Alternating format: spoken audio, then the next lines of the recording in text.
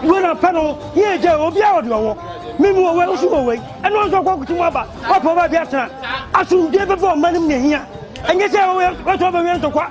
Yes, to bring it up to I ran to call my mama. Who crying? Even Oko. What do you know to never? I say I should get and be Sebanya for track. Now about one over quarter to and to go in. But I was a winner, and fashion the Biama. What will be? Who could hear or could your radio?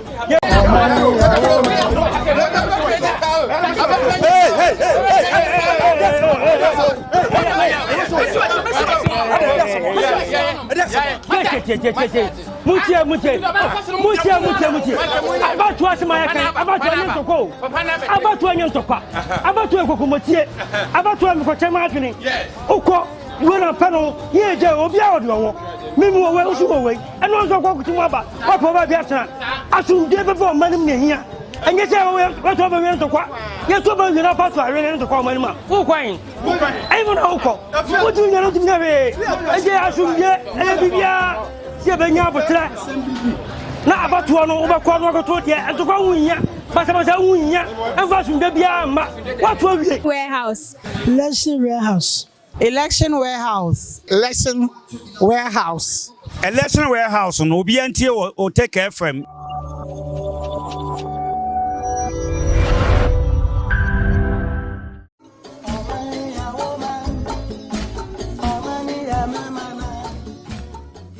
Drew Hobiemo, Ghana, Ekotwaba, man penny and Rasabia for Hodo, Entina, OTEC FM, Election Warehouse, Yafatu, who say, a Betty Monte, so Naya Bo, as some dream who would say about Ghana, Yasubi crying, a Bacoswaka Crim Secusiana, and more, and see another Yatiasi Kedetia, Abantin, so I name man, a before bloom, a didn't come more. Now almost so at so Madrid, almost do almost to say, I'm my Ghana for Binumua, Drew about 2 years. Amanyofo binum ebo mpa amumu ye tutrasem afi we die OTEC FM Election Warehouse ya fatu ya hozo se ye be hwese sane mani nyina ano be brase na Ghana so atumi afa ne ntoma pa afira enti dimati na yenko nkotie ensemu a Ghana fo bi ewo kafa asumdue ho pacho asumdue sem de mobi ka kire Ghana fo kire se me ankasa matona world tour country eye Cote d'Ivoire abatuo mpenche se na kofa asa atokwa ne baaye na kura me oso ne afre dokoi ne nipa nam so obuwu saa amansem no mu no wo mu wie echi so no politicians be ye baako a ye be sa be di yen so e na de me hu ne se ye beto abase ya wo mu edom kodi nkwase asem no wo mu so ya. The 25th day in the month of November in the year 2024. Na ye Dwabrem Juada say you know when it ya Bidima for a clinic near Dwabrem 10 but channel so say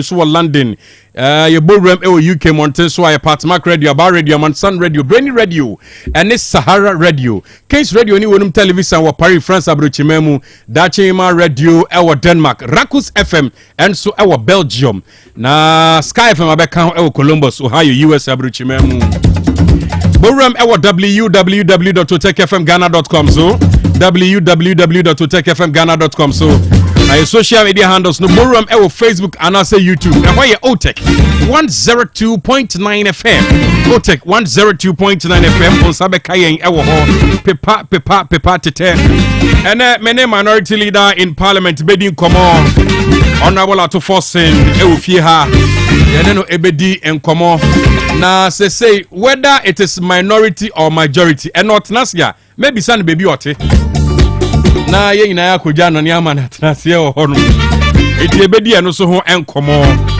because okay with your bar your court car ne obechichi mami mo rami di mafu eba clinic nana Kashi. Emo akwaba. Also I confused. So confusing me. I confused. But no ba. No ba obetrim. Obetire baby a obetna. Okay. Ana baby a wote. No, send the position. Baby otna. Any better any position no. Into bad. He will talk for himself now. Mate dog now. Yanko Pedro no more. And one here, minim say weekendi, akwaye buburujani ade bi ni ade but still, yaba. God has been so good to us. Yes. Na midima for a clinic so dima yen. No crepa. Esan say dima for tiase. Nti yenti enkomo no. Na yenkire wonum ne yenti a wo so mbowura hobi. Mateka. Ya nkyerɛ wo a na ya yakɔ greediful. Oh yes. E obi kan say greediful so be mu enye. What ya say? Na wo so wakɔ akonya yaresa. Enti ma ye fan kyerɛ mfe medima for ba clinic aso ye emfamra o enne cash gya no tuato. Wotu se niema ne dɔɔso nti ye bɔ ne tew. Na ne obɛka nyina obetimi ate na so pam na wa make a decisive decision na fe wetimi akwakotim yi a na wo apomode papa obi ho no mu a yade bi etete ne nti no ewie nsem papa ebekɔ so nyina obɛka se me de mente hwe omunya de da omoye no enu nti na ya na ye gebre fe medima fo ba clinic asoye ne enu waba bedi nkomo ne ahye wo nkra na wa yade bi aba se tutu na mo ne bre sanse ne da so wo ho nom wo so yade bi ama ye no ne ye ti ho akyerɛw se ya ahwe yi sensenche ne bi ebebobɔ so no ebi ahyase e da ne ho adi ne ntempa na watu anamo aba na medimafo edi ama Dr. Time da so ene ni din ahyeta baabia medimafo odi edi ama wo sanse medimafo so wani ama wo a eye hwan ne bedi ama wo doctor se agede ne nsagu ne bo ana ye na to da kame na me pato ya so e wono nko a e na wo ye obi a wo tena wheelchair mu a wo mfa wheelchair ne ma wo mpre no esanse wo di wheelchair ene beba na enso wo bekro no na wa na wasɔre na nti the next time abeba bie mu no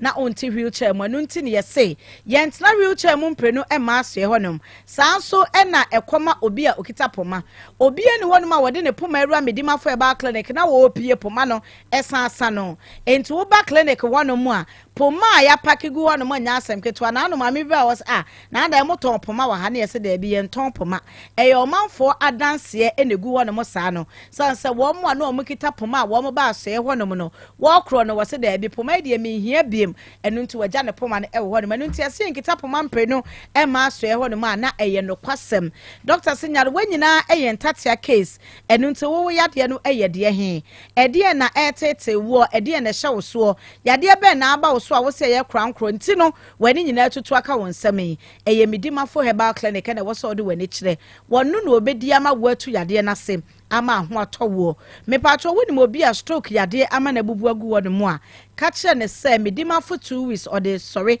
ama ne ho ato no enu nti fa nipa ne bra ana ka kire na busua se emfa woni ba bi o mo de nipa na chini akro no wo mo fa ne nko medimafo san se wode obenya yaresa na eye no kre so ntimi ka obeka se na medimafo bwai atwema ebu akwa agogo kumase ase ye ho na medimafo e ba clinic atna ye no ewo enkran so eye poku ase mayira me pacho doctor se fayare ne bra na onyira ne mfiri ni padua ne mo mfa mawo enu ntudu poku ase mayira wo se wayira krampa wa bafie yare ne mom na wo se yira firi ni padua ne mo nti fo ani kye mo ho no mo am won kran ene ne mpotemo na medimafo eni mfa mawo ye telephone numbers no eye 0244 77 42 82 0244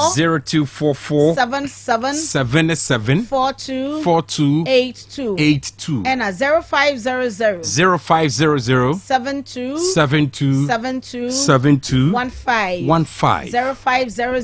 0500 72 15 me patro de ya ne ni su tabri no oya wase mani su chini me ase ogina ho no ma na wo te ahwe no nko antumi nante because ya ne ni su ta chiri no me patro mo jawe ya de anemia etime de sansa chene ne ba enti se wo yo obi a wani su tabri wo basa wo nte ase a eya me yenta ncheke wo moja because wo moja aso te ansunsuanso ni bi eno no obi a okoketa so a wo ntimi nan so nia edi enti na wo ntumi na obi on ma ote bra wo widie nim ma tinkasa ma bre obi on ma obre pa on se enikum ni ma reho se de enti obi timiti we keep na se ne ti da speaker ho ye bom pa so no wada enu nti na mesel se wontimi na eye yade bra medima for ba clinic because etoato so a etimi ko haw e ma yade kase bi a na nka wonsusu se be ye wo no etimi ba be ye enti se wo sa haw ne bia bra medima for ba clinic na omwa o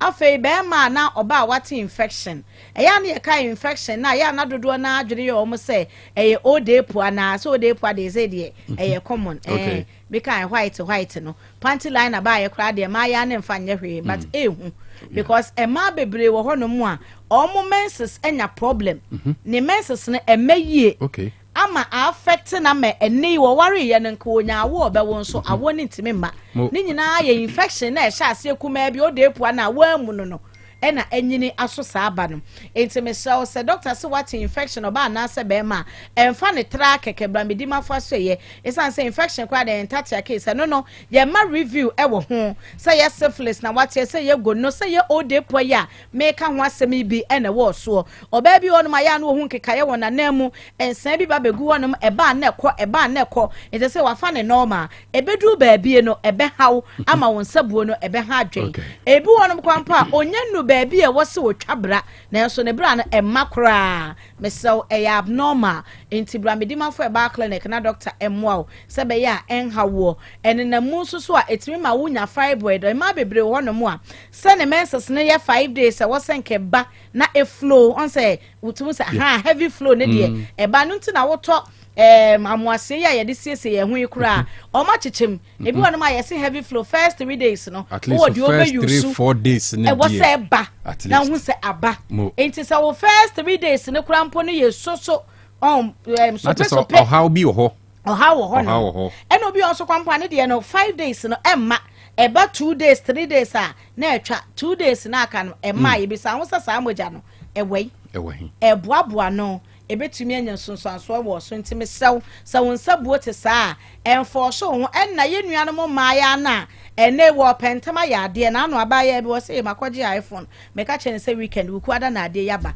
enti wo so wo force ma moja ni twafiada se be ya weekend no betumi akotua iPhone ne ka na wo di iPhone na chie ene sebi atinkafo bi a wanyanti na wo force watwa moja no ebenya nsonsanso wo so ntimi sew se eba ama ne kwan ma ne mra because acha 7 days ohun be sign na ho ato na ne opeso yo no waye na amasa nso so a eya ama ne nya wo haw mane how se adenti na amasa because e become wa edin sunsanso be ba ne nyina eye de medimafo eye waso e honom de ni sisi ama na chia ontimi ntena ne to so wontumi nyina ne naso wontimi nkoto na sabi watimi abu ne pa no eye medimafo na wo ba na wasiesie ne ede ama wo no kwa de ye nsebre ye nche wo eye da na 30 minutes and wo de ya ama wo enti senka me ba betena ha ise obo wani te ya na 30 minutes no abana wa osisi akon watene na woko obi a wani so ye wisi isa aka 11 days ne yakwa akoto aba mesra mu wani so na ho na ne opeso otim no watimi atim ne yie afa ye de akwanya so ato won mama political parties no mu agent na amode o moko gina no abato ne yesi ye we ne ewo polling station agent na odi ne kwa akogina won mama party ne ni nya mesra obemu aboka ade ne ye 6 wase ye 9 no odi achi ne obi ahwe nanim adie ye says okay yam pass am so say 9 says in so 9 there 9 doors into there yama ne sign 9 no one sign 9 adie so ye says obi also ye 9 pa enso was ye says enti abeba no nanka o vote na e was nka ye 9 no na so ate aba says na akoye ntokwa me so medima fo se mo fa mo agent ni nyina amra na won show mani ma wo mo wani so ye wisi adie be wa wunhu no e wa kira wunhu na obeye ne kama de ama se be ya wani so be da ho no watumi aye adwuma no eye afa wo pa wo ba na se bema bra ma ne mema ne mienu nka wo hummom na wo momra esansa awode nipa mienu na ewo bema bi ho no mu asabi oto ne pa ne hu sane ne de anso ne hu nsuo ne se yuro bi te sa akoda foforo koko no entumi nya hwe obi on so ane de no mkonkonti ba ne omuti atete enti ontimi encha oba nyinsen no de nam ho tu ne ho me free shy eto me pa oba bi amfa nyinsen hye me da eye ode ho mesro yade wo ho ba na medimafo heba clinic omwa na wo nso ti me hyenyin sen na ye ka Father's Day a ankoye de mete ne hwe ne nko a na mmom sabi bi nso masene mu de nie eno so so atumi aboa entu ba medi mafo de a ene wo di nkofo asema wo mo pa me pa cho be ma wo prostate ho aka eno nti ye de catheter ahye wo ana wo dun so sope no eye medi mafo ho ena wo kro yade ben ena ma amoso a eye wo se medi mafo ntumi nsa mesrew yade wanyina eye ntate aka esinti fo ani kirem ewo atwoma ebu akwa agogo kumase ya sei eho ena medi mafo e ba clinic atena ye no ewo ena enkran eye pokua semayewa na mansa na mede number ne beto dwa na masori no doctor say wo ye be ma na sebi ade ne te se dwie mpabo a se me kan wunim be ma bi won mo didi ne be ma ho eno so de normal ena akonhoma no se wo be ma ne tumi ye adwuma yi a ye tumi ne uchem ye obeyi bia oba ne be ye fine but se wo de no adwuma ye nso ani ade nso aye kete de bia na apese edum light e be ya wani nwu ani mu ase e wo ba na ni mu a medi mafo se bra eno no na wo be ni pipiripi popropo kakraka wo tele 5 days e dansam na ehome eno nti ama medi mafo wa gidin e be ma na ebo na baso nti wo de so a fa ko medi mafo na wonye ni bibiribi popropo kakraka tetrete o tele ba de kesen church na 5 cities enfa ema wo ye telephone numbers no e 0244 77 42 82 0244 77 42 82 and 0500 72 72 15 72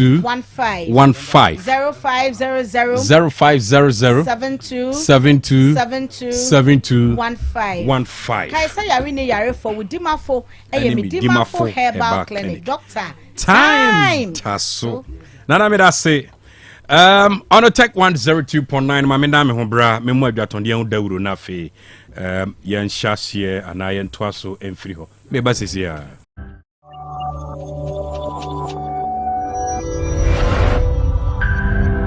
Krofo mo politician bia no obeyusu ne ba edina kwodi nkwase asem okwa akofo obi a ne ba waseye onum koke ni wi aba bedi nkwase asem ne mo ba se o ma ne butu wi aye bedi ade o ma na edom akotena abrochire no san krofo ne besa bedi yenso ne ye ma no a sebe yatete ye botomu a ye ne abre ye ho no no be ye wishless ebedu ba bi ne asa ka che so papa kura no wa mobra esanse o papa ama wo wankodi nkwase asem ankoye se de obeye eti meme de me wo no me babie no election ayi bi obedi nkwasasa even party t-shirt wa ma me ba nhye bi na wakodi demonstration aso koye bibi me ba kodi party ko fa party t-shirt ba wa no na wo free fe na kodi bia no de ba na kodi nachi esanse abatu mu manso sem no edinsem bebrebe ba na Ghana so e wo se akoye se MPP ni NDC se aban no kura bibi na so ko kakra no ya target je akoye we NDC we su kwa se we MPP etini ehia wodo kro ye eno se ye de tron man mu na bi se bibia be koso ma abato no anya ne nyina transe aye yadwuma ne ntokwasem bia nkofa ba bi ma medamase de me woka no okay midin the lady na me so agen kakra me wofa ho ne se abato aye betu no asumdwe ne ye pa ma o man Ghana nti ukwa so ya umache no akodi line no akoto aba uwia no aba fie na wa twen kopem se yebebobo internet TV any radio station obi ti se OTEC FM nti utina na utia de course ni na obehu eno ne ye better than say obekọ honom no akọ hwebie bia de assemble brown nti utina ofie na utia anasa wo hwa eno nso de asumdie kese ebe brown na brown man Ghana ni na me de me yema anka yenyina yebewie nanka yato abana sa ni jeso but ya nipa ye free e feel different mu ni die enye da ya adwene ngepe ntinke ye besere Ghana for yesere mo entokwa bi enim ano baba ye bi enim yesere mo e pa mo cho mo me nyina yenye kro de ade ne se no wo wi ni ayemfama no nye ntokwa nipa bia ye nipa na emom ya adwenche na ya na obi a che ye besere ka mu ntokwa no so munyai ni nyina de ntokwa bana no se ka ye fo ye nyame nko an ka ba ku pra no nyenko eyesa nye fenketwa na efiri achi ba no na mo nso esua medamase Salam alaikum muslimin muna geshuwa mu muna jo mama Dubai mu ce cinga muna kai tiya abina ke da mu nanga kasuwan na bai yi kasuwan ba kyau naman kuma shanu su yi kuri abinda muke so ba muna roko Allah sa wanda zai zo Ghana peace muke so kagan fara bakunga ya zo ya bari shanu bai zuwa nan abinda muke so muna roko Allah sa ya zo mu vote na abinda wanda zai zo duka Allah sa ya zo sundiye yana Ghana sai muna zama peace abinda muke so kenan mun gore say de ya da nyame ase se nyame so ma afi no eba abato no ebe to ye wasumdem na wo se emrantie ne mabawa no obi ahwe ne ho so ye because se wo tan ma obi abeyusu ne ni bakron na sa ne mark ogu abrochire e de wo mo ko school papa na se obi ba ma 5 million and I say 400 na waje na wo se kodin ko yasma bibi to a ayewa nko sesem no wakodi because say wo de obi ahwehwe owu akira kwan na emom sa wo ko Jesus ka we de na wa ko hwe owu akira kwan etie de nyame na yebo no mpa ye se ye ma no e ma o memo obi antan mo obi ama ye den e me yusu na dwen oni akoto wa ba wi a kotena wo fie se TV na abehwe o se radio na abetio no watie na nyame so enesi hene ye de enim se eye de ya papa Yesu no obesi wo hene ba akopɛ aye den ama yen se de America for ato mu de bɔkɔ as say yanti de bia wa American saa so na nyame behu ya mɔbɔ ɛwɔ Ghana ha so ama yen so ye bibia nso ayeye tipe nyame jam mɔbɔ passe ma lada pa mkibo nuru da inzabre lada pa la nu na ke vote na pa e ke vote e vote ba e pedogi e ni bian DM kala inse ka zabda da so ki la inse kala mboko e MPP o NDC o kibo zabre yene ye zabre la yeti zaba ba biri be so mute ke yambe pada ka ba ya be nga fin ke yan zabre ka ba ko saba ka la bora so bon to asemia kibo so da yila so da zabe la san robun ba he mon bon to asemila dem pesa me pesa ni kakra kan an to ko duru muko sa mutu wie do ba wene wase ne bonna gugu be chire na ya kan ya kunto ko ne bro sisi hu na ewu to yentemu ukọ bọ no ho video bọ no ho chire o master me nyane se Ghana for e ma ni mema mpani nko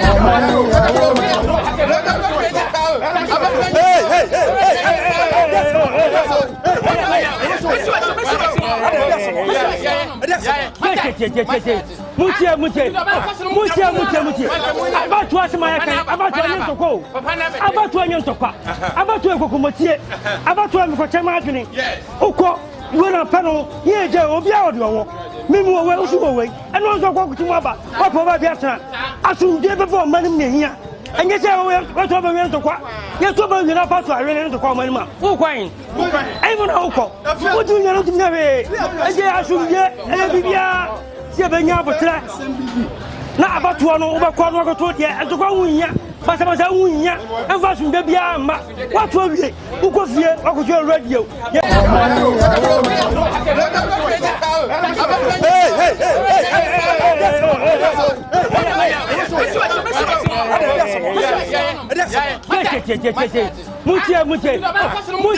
Mutie.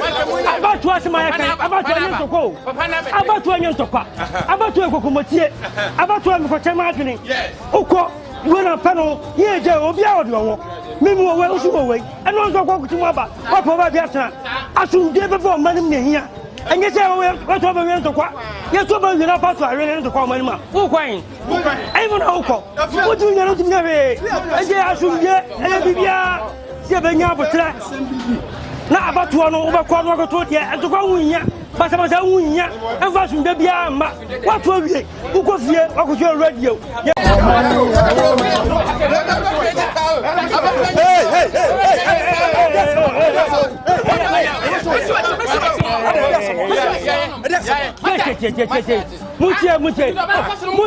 Mutie. Abatoa se my kan abatoa nyentoko abatoa nyentokwa abatoa kokomotie abatoa mko chama adwene ukọ we na pano ye je obi a odo mimu we usu we eno nso ko kutu aba papa ba bia tana asumde be fo manim ne hia enye se we to ba we ntokwa ye to ba we na pato awe ne ntokwa manim a ukwan ai mo na ukọ odu nya no tumna we eje asumde e bibia se be nya botra na abatoa no ubekọ no goto de ntokwa wunya basa unya emfa sunde bia ma what we ukofie okofie radio about time for munkasa nhyɛ mo ma no sɛ mo ma no emphatic atitrasɛm ɛnhyɛ yɛn nsɛm na yɛdi asomdwie ɛbɛto aba no obɛka gyɔ sɛ diska yɛkɔtwe kɔfa banato a mɛnyi sika no mɛnkɔ prɛnkwa prɛwuti prɛwmaame no nwia no ayalefoɔ ɛwɔ man Ghana amika ba yɛntimi ntuo mika Côte d'Ivoire yɛnyiye Togo yɛnyiye ɛnti yɛpa somdwie ɛnti mika kyɛ mɛbrufo sɛ obi ka kyerɛ sɛ diska na kɔdi atiti sɛm a ka ne sɛ ɔma ne ba no nkɔyɛ ma owudeɛ wontimi nkɔyɛ saa deɛ no yɛpa somdwie sɛ wokɔto abɛwie a wopa so firi hɔ kɔhyɛ fie ɛbɔ no nsi a na woakɔ akɔtie resource sɛ woaba no nyaeɛ a na wagye w'ani wɔ wo dɛn mɛmfa mpia bɔnte ɛnkɔhuru obi ɛmfa mpia bɔnte ɛni nkɔsɛsɛm ɛnkyerɛ obi asomdwie ne yɛpɛ ɔman Ghana yɛpa asomdwie yɛpa ahotɔ ɛwɔ Kristo din nti amen.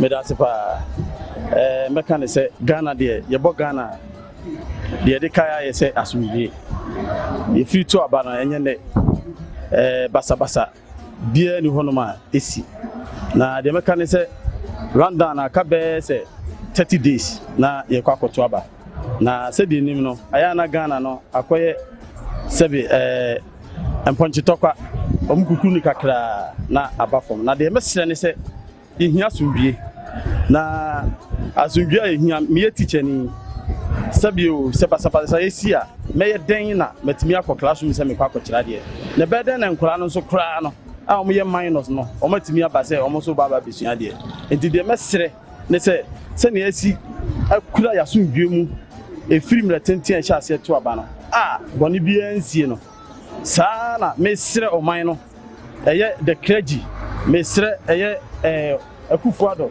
ɛne the other political parties a ɔmo ka ho empo ebesi ɛyɛ akuadonko a wɔnya no ba bi kɔ ne replacement anaasɛ nipa a ɔbɛba bɛ replace no na asomdwie bua no yɛ nyina yɛtumi anom ama Ghana nso so afa nfa ho deɛ tikakra metumi aka yo mpo ya sel kan na yete ma bi ni te bi bombe si e kate Dwabrem election le kate yete kensula te bore suma aham te bor zaba so de dango men en kuntan ka ba pa ahoye kenzang ballot box ke kento mayina bam bor ba ligri la bam men la ba kuzaba ga bi tana ta kenzang box la katamba mbe yang la ka ba pa arti bi ka et ka ba tengbe so enwa la ko songte te belmo ya me 02.9 yekoya ya sanaba ajwa ka he na mpom te sai erade adum me ho ye nso e obo ade adum ti ye nso ye ho ye say we can na bibia boko it was good okay ya da nyame ase we de enche owi a mene ye ori to force be di nkomo ba weekend ni so MP bi atwetuo nti what on watwetuo na te as an explanations na ye bebre tin and people are still explaining yes eka den ke eje guyam come adam fu yi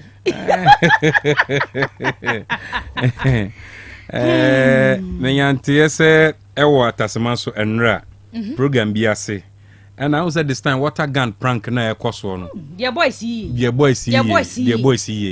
ametu kra no bo be yedin no me do Dr. Mensa emrantie mienu bi omo didi agro mu asa wapem me na suma mi sum no usum me sum na the one odi etuo ne bepem me yam hia me ade agro na isia mu nyina mu obi adi bi eno ane ade bedi bronya water gun na kwada ne mfani agro da bi hwe se de obi ani abro ye beto bronyi ba mamo hey enti MP atwituo e watasema so enra very unfortunate honorable Steven Amua sticker AK sticker eke kushia watwitu se kushia no ana nka ode ko honra ade obi kwatwe ni sutu ana toy guns yi toy guns yi bi nem so mpeja kire no a se anko but ye ba ko tie nkomo ni ye wan hwe ni ye no ka se live and college juloke police die ni bia adwa ye ntwa de na me ne ono about to force ni nkomo ye nkodi dwa pepa na ye nhye ensam no ase yadi aseda ni nyinata emma boafo etna seseyia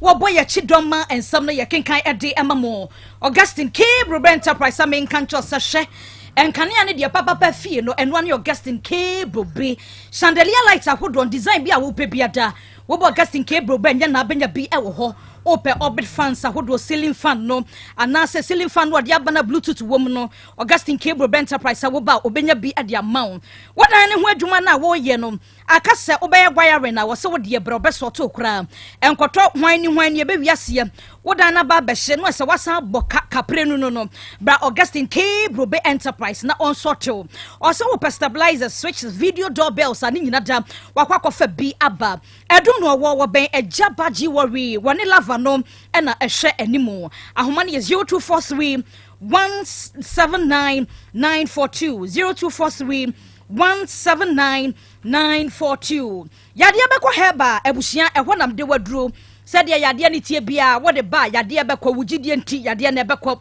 wase menka ncho se yade bia betena wo so ya na ne yeden wa ya ne ho so ọkọ obeba ebe wiase na se jankuda wo ba yade abekọ heba wo no na beboa o ama wo nuru ebekọ na akurakuro ni nyina o skin no obi enwa no show mienu sanse ekoyi yankasa yade abekọ no wa mu yade stroke no age wabo so diabetes na mfa osa yade ne so na mfa mesro enwa ne yade abekọ obi wa kokoko no ekwa na ba mema no henia na prostate no yade ebekọ wo ba ni nyina da ebekọ wase menka ncho se bia na wo bobo wo ye bribi na dompe no efam hu bra obebi bia wonte kra se we pra wo ho odihie bia twere yade ha no yade ebekọ bekwai domnase zongo franfra hini ni fie hɔ a unya du domnase na bizza zongo franfra hini fie a obi abetro ahoma ne 0531 602 719 0531 602 719 achirichiri ni achiri yankwa bekwa domnase na yade bekọ wonhweye enso amekanfo de ama wane bia yi eye vena natural mineral water oba Ghana hanyenne yanoma enunti ene wasesem opede wom 16 ubenya 36 ubenya package no FPA enti program bia wo ye no bomaden se wo vena natural mineral water na wondom emere obia na de ba bia da tonton no de wo bowura ho na kaso pe vena ye benya bidia ma ne mom duduo mu 0322 190877 0322 190877 enoni mi ansani niye hepa plus aba me chapan v na plus was ye kambo mu a nya bone mrane fie somtre ya de be dwane wonya bi no mebebo apa ke be ya hye na wotwe na se enadwo no apabi agufie woni abusuamu ni nyina da mo fam ho ntoso muno no infections ahodo ni nyina da ana wode na tedi yade malaria ni nwa typhoid e ba honam ya bia besan gya wo no wonya fie somtre no a yade ne bekoma ho atom immune system ni nya baby pasia na general well-being no be ye bonus sade ama wanunti bora pharmacy drugstore baby bia tuntwa bibiduro eni abrofudro Ghana hafa na baby ade body to day fie somtre ne miansa ni nyina da onoma ebebo apa na bia no how binti opeso ne Dr. Eben ya we yakofa by Eben production edi enkoma 0542 778572 and 0542 807 907 and 0591 367 898 unyafra wodem DHI College of Health and Education samen country sehwa or the courses ahodo bebre no aba we nurse we midwife obetumi aba be ye top up no umu be ye du emo sika no nso no ebi aba be ka ho ede amount certificate in dispensing assistant no eye afi ba kwa kwantro dispensing technician 2 and 3 top up organize weekend classes eno nti ba bia wo bia da obetumi aba medical sonography ultrasound no obetumi aba be gentiti ni bi eno eye afi ba kwa akwantro no se me nka ncho se okọ SS unya 5 passes mature student fo nyina da momra mo health background ni nyina da monso momfa embra sterilization processing technician no eno nso obetumi aba be gentiti abosumi ensia akwantro medical laboratory technology afi ba ko environmental health diploma in education early grade education and a sign language ni nada courses ahodo ba DHI College of Health and Education ya de emma won wo se men kan kire wo se bebia wo bia obetumi ahwe no mekira kwan no patasem wo ben Holy Mary restaurant no our money is 0244 213 187 and 0276 221 939 and 0273 635 765 message na ho biem DHL niem wase me nka ncho se ene wo pa akyerɛkyerɛfoɔ ya wo mo ebetumi akyerɛ chemistry any physics na makwakoye adwuma ewo US abroach memo sanso na wo pe construction workers welders electricians plumbers na wo so akɔ Romania manim na wodom akwakoye adwuma eno nti baabi biada wo bo bia ya wote yenka no bomode asa entententententem obetumi afra wonom na waboa 0244 213 187 0244 213 187 Latus home Latus enterprise enonom Latus amen kancho sehwe wodan no a wasi wo Ghana hanom wonim so betumi asiesie ma obi bowura wo fia ebe ne se ehwo ya manoni Dubai bia nanso na ekumase dan ya Latus fo na beba Latus die wo nyama papa wo bo benya bi adiamam o se PVC pipes ahodo ene ne fittings ne bends ahodo ni nyina da wodi bi aba package doors ahodo ni nyina short ni nyina da wodi bi aba paint na de be ko dan no akwakoye painting no Latus se wodi brand ten brabaje wodie wall lights ahodo ne nkane ahodo bia ne cables ne nyina da Latus ewo bi wo kitchen ho no sink ne enye da bia na wo sesan we yi bibia afri ho prekon na emwa tiles ahodo design bia oba obenya bi WC ne ho akade ne nyina no Latus enterprise adibi aba o per telephone showers ahodo ne set ahodo ne nyina da jacuzzi ahodo no shower glass ahodo ne nyina da ya dibi aba mirrors ahodo no esi ho hwe bia man tutu udwade no adane da no ho a ahwo ho ansa no wapie water heaters ahodo ni nyina da Latus adibi aba woduru adum na wode wani kyeremu ewo aseda house kwan ne so a ehwo na yewo ahoma ne 0242 616585 0242 616585 wo for Latus a wabeje wo so abusia event of the year no wabo hu ana we artista ye de omoba Ashanti region ha se ya enya asem ketwa kra dwumadie e baso 25th December ewo Ratri Park Lodge Entertainment any Ratri Park na akambom e the event of the year eba na artist no mamuni mo e mani lumba obaba beginem daddy lumba eba Black Sheriff ejinem Kofi Kinata Westside Legacy where the baba beginem family new one what the aban mind they good and then stop what the baba beginem Kempaluta so say koye mama when the shen so ejinem and ya fufro bebre bibinti ya diomudina te ya peso beju take it na edani dru wa ya nsenya enumre no nso kan na dwumadie no ahyase obetumi akola FM na Insura FM na akwakwaju take ni bi ewo ho ana freyen ewo 050 6677742 050 6677742 and 0244 602 800 wunya fra wodem babia wo bia ne yabeboa wo ema wonso wonsa atumi account ticket no ebim and obetumi dial *714*003 *4 wunya boy ya wodem obetumi atobi ene abefo ne so sane ye beye eduru ho a o meka gate ye se ye bekwa agya me so media partners no OTEC FM ye ka ho ene ye bodewo 25th December Ratri Park ewo Asantemantam election warehouse no kokromoti power 12 days more to election babia wo bia na aboaboa wo ho na ye kai wo sa election warehouse no eno ani OTEC 102.9 FM de obedi kan kwato naba ene de otwato obeto aba ni nyina da aha ene ye bebobo ede ama enu nchihye ne nso se da biara sa abre ya akwa no afidie no ena ha na de beba bia no yemfa enso kosise maame jemensa bebobo de odi kan ni nyina da eye election warehouse aha eye OTEC 102.9 FM ye de yachi osisi ya yedem Facebook ne so yedem wo ho TikTok yedem wo ho Instagram ne so yedem wo ho YouTube amanonefo no mon subscribe mayen sanso ena oba X kan Twitter ne so a ehon so yedem eye OTEC 102.9 FM me so wajen kire no leader by the wodo voice note no ebeba 0505 225578 0505 225578 for adwenture voice note ni nada efa so emaeka he na kuma me da say why per additions you for minimum na Mr. Speaker, the unemployment situation in our country is at a critical point. Yet we did not hear a word from our president on this matter.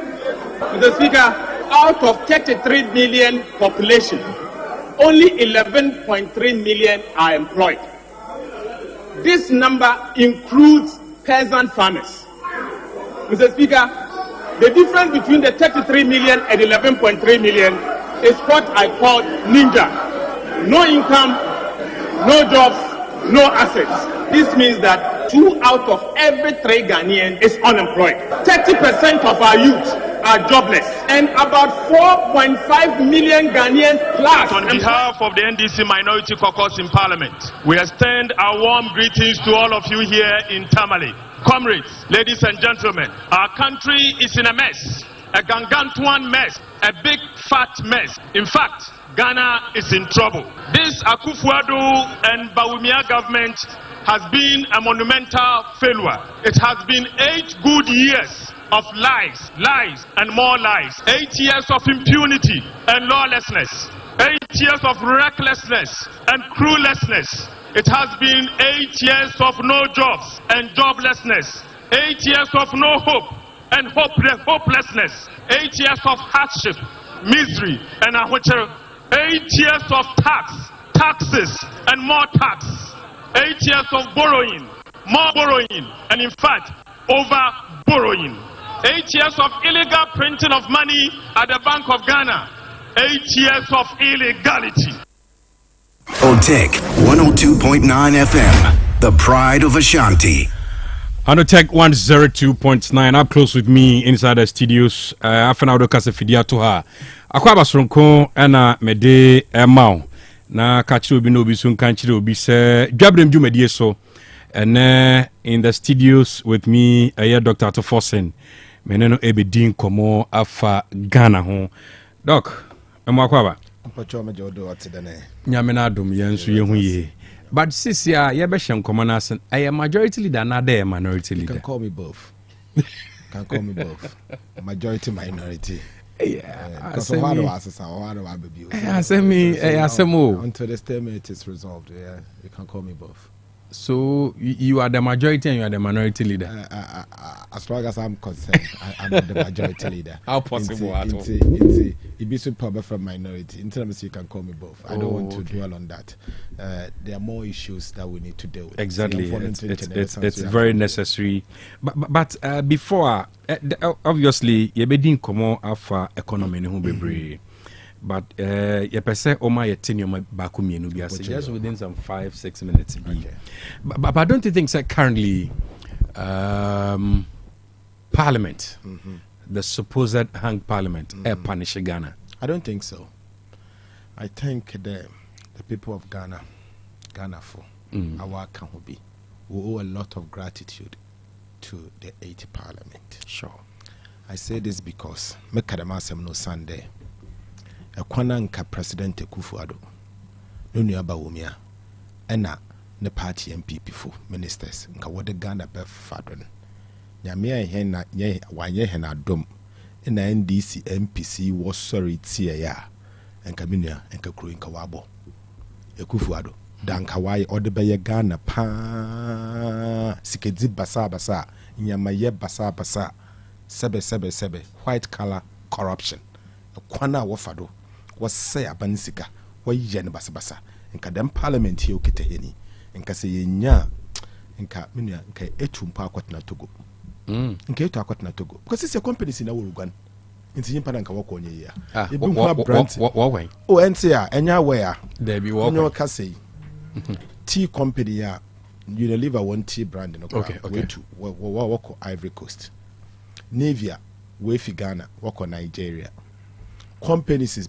bebre ewo Ghana hade we fi omani mu Jumia nsoko ehwa nti companies are we fi Ghana hano onya kakraba them companies are make ho asemi na wote ha we employ nkrofo wotu tax wo mani mu we fi omani mu hwe pen yo ketemi ofene big pen big BIC big them big pen in one office or Accra industrial area ho many waka say big pen we close it down we to if Ghana work Ivory Coast what the one for be so equals to Togo big pen we fi Ghana.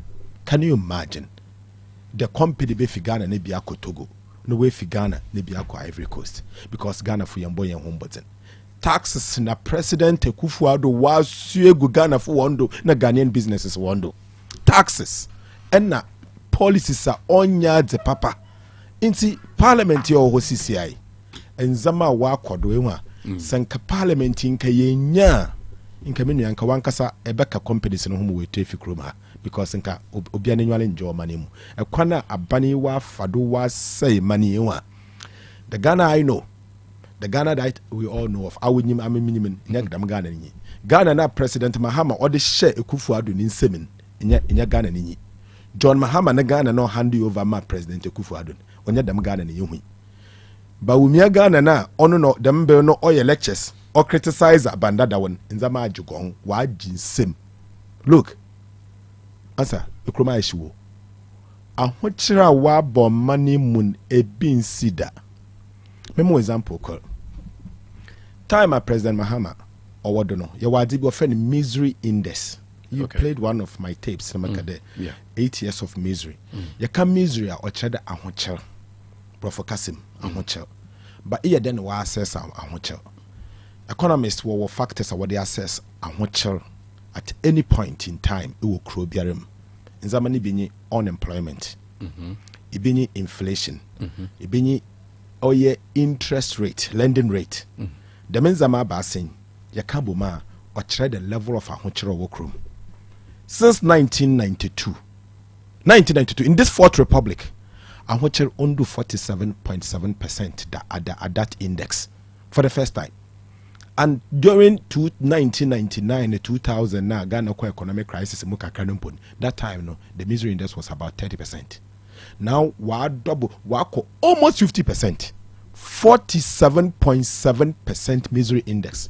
Na Ghana for yankasa sanka the madia we see misery index ya or ya hochira President Kufuor no nua bawumia he bi was friend Jack Toronto no nua kakraba the munko fo ebieni wada sua Ghana fo emma Ghana businesses rugu embranting nketesie wonye adwuman ye emma ahochira aba nkofu piwo nam chrome wondidi mbedu kumase ade mekọ fuel station na motor petrol nkatese bia na wogina mencha no ho ladies, very beautiful ladies wogina mencha so eh honorable and pe kra yendidi o na me sabadi nso se ye adwuma so yensi kan so hen ye adwuma o wase nya de wonye adwuma they work but wonsi kanumpo on so hon because ende bia ade bia botobia na watum abazo na okodo wo manimu.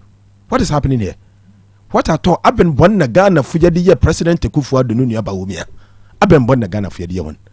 To the extent there, one mismanaging and affairs them. Ghana na one hand over man new. Asembiara bawumia okay if President Mahama no or ye 2016 and now 2015. Let's go back. They checking at that time. Baby an order. They fund to in the home. One neighborhood there. Sana talk is cheap and pa. Do kasai. Oh, when you can play whatever propaganda with the economy, but the exchange rate will expose you. Exchange rate no then. Them time no ban or kadam in seven. And $1. $1. Erokota. Yesika 3 cedis 80 pesos. Echo honor or the bank rate. Echo black market again 4.2 to $1.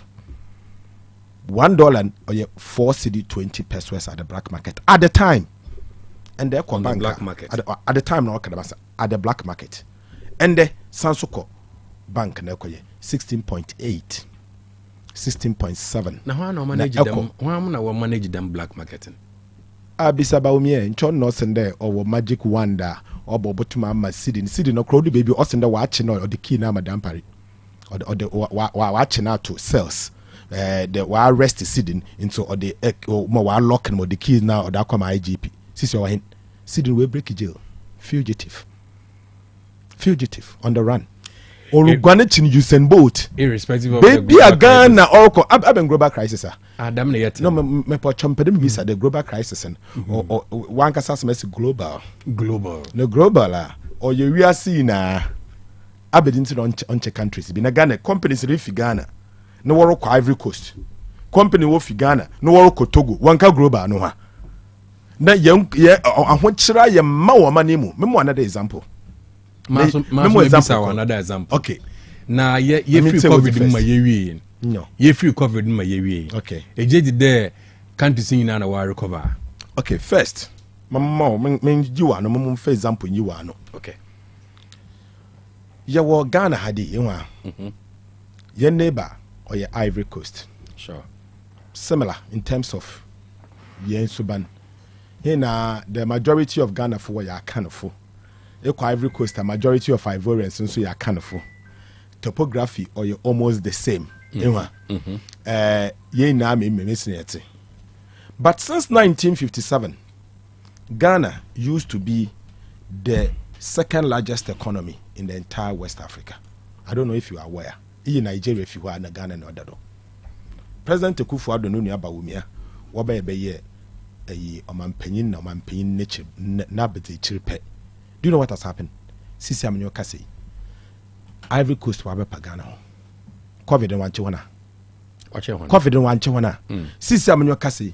Ghana is the third largest economy in West Africa, and Senegal is chasing us. Gidi. Oba payan. Senegal. What the speed of crowd once or oba. Yan shen ye ne yan tayan wa. Once or baba payan. Ivory Coast will overtake Ghana completely in all sectors. In all sectors. Since our President Akufo-Addo obey. Aberdeen time academy. Share one economic indices. Every single thing for compare. Unemployment, everything, lending rate, everything. Ivorians were better off. Even per capita, GDP per capita, they are better than us. So, or than one bit. COVID in Ibianka, Ivory Coast to far. Coronavirus, COVID-19, Ibianka Ivorians. Inti Abenkwana Orokodo. Ekwana aban odzigana refadon. Oye mismanagement, incompetence. Ena ekwana wofado wo yenzama basa corruption a wa jinsem wo manimu ona wako fada misiri na aba nepotism papa yo start oba be president no start or fa nkrofa se nyene busuanya onfa nyene busuanya onfa wadwumam finance minister ne brother ne sister ne ba minister for friend and finance minister Kenoforiata was also akofa atachia no wa fa mo akwata no wa fa yi se enya chiminya ana fi chebi hona won fa woda body nara we populate won krofo egum twem development bia hwa na okọ asantema no krampo na woto abama no mpo no wo wie firi hon enya asante region nka wo nkanya president nka MPP no nyido ni na na chirimpo ho mpo wanye hwe wa poster hin on the mount was ni na call nepotism. That is the beginning of nzama yehu 8 years of family and friends, 8 years of corruption. Na Ghana bebe yebodi yoma yanka no kwa kakra na abani ekwan na odze Ghana fo fado wasa your money enye bi ne yehu mesa abana abako. I always say this is not the first government I yehu since 1992. We saw Jerry Rawlings MPP government na nkasa mpo aban kra yehu president Kufo na ban MPP nye bi ne yehu ono fi wo yehu atamels ye fi atamels yehu John Mahama. Now this particular MPP government yehu de munia metoto sra Ghana fo oni nsama ba asante manim okay na ye pede yenya asante fo asante mana kasa sa MPP kwana wodze Ghana fo afado sa Ghana fo ye sanso ye to aba mo honi bio munia no politicians will take the people of Ghana for granted. Me pede mi sidu bio se ekwana MPP fo wodze Ghana fo afado sikedi basa amembu bwana iwiasi na wombo efu wo yensika wa sen ekobo bose wa bank kura ntumembo edwuma onyi omanimu na menua enda wudi wusika kura koto aban bosa no kura wase wa mu wusika na haircut mu wusika kura wa atodo ekwana weedi ibona wode di Ghana si de onjina do na kani na abom na sese sanso yakoto aba ma MPP oye Dr. Bawumia bioma munianom abani bi obebebia onfa Ghana for serious biom abani bi obebebia obeteto Ghana because we mda Ghana for the say prawon den crampo a we bi oboto aba mo dan bran hona kakasa. So I'm saying this I'm saying this to you, there should be consequences for what they've done to the people of Ghana. So Ghana for yan punish MPP for they yan send the signal to amanyofo. They say it take Nkrofo for granted they will punish you a kronobugu. The men kada manka. Mijina ha as the leader of a caucus. As an MP, me the leader, you can call me minority leader, you can call me majority leader, but that is not the point. But the point in there, baby a Ghana rokon or you that is not the point. Baby a MPP, what's the Ghana could do? I beg, me pamucho, Mr. Ghana fo. Momayan for yan sifo. Momayan Germany siwo.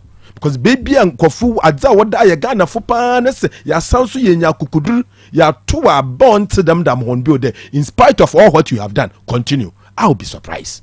I will be surprised. What's the members as a member from one? What's the Wapawasam pa na members are there? But I didn't know what they're assuming them.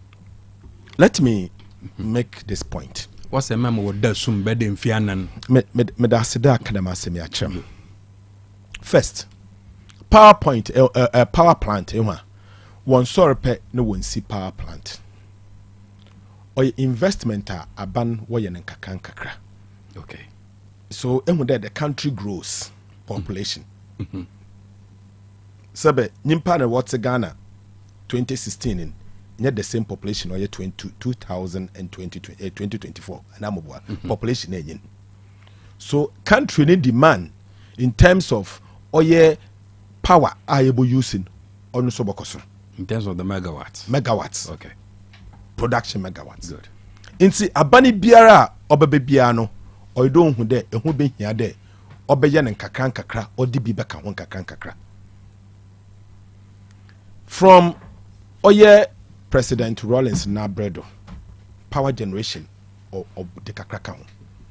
But President Kufuor Nabredo no beno, one year investment in the power sector. Inti the next administration, Oye President Mills is buying so Oye minimal investment in the power sector. So in between 2012 and 2013, there was a big shortfall in terms of generation or they generate for money. Then all of a sudden, Oye power na ya kan semano or started there only unity.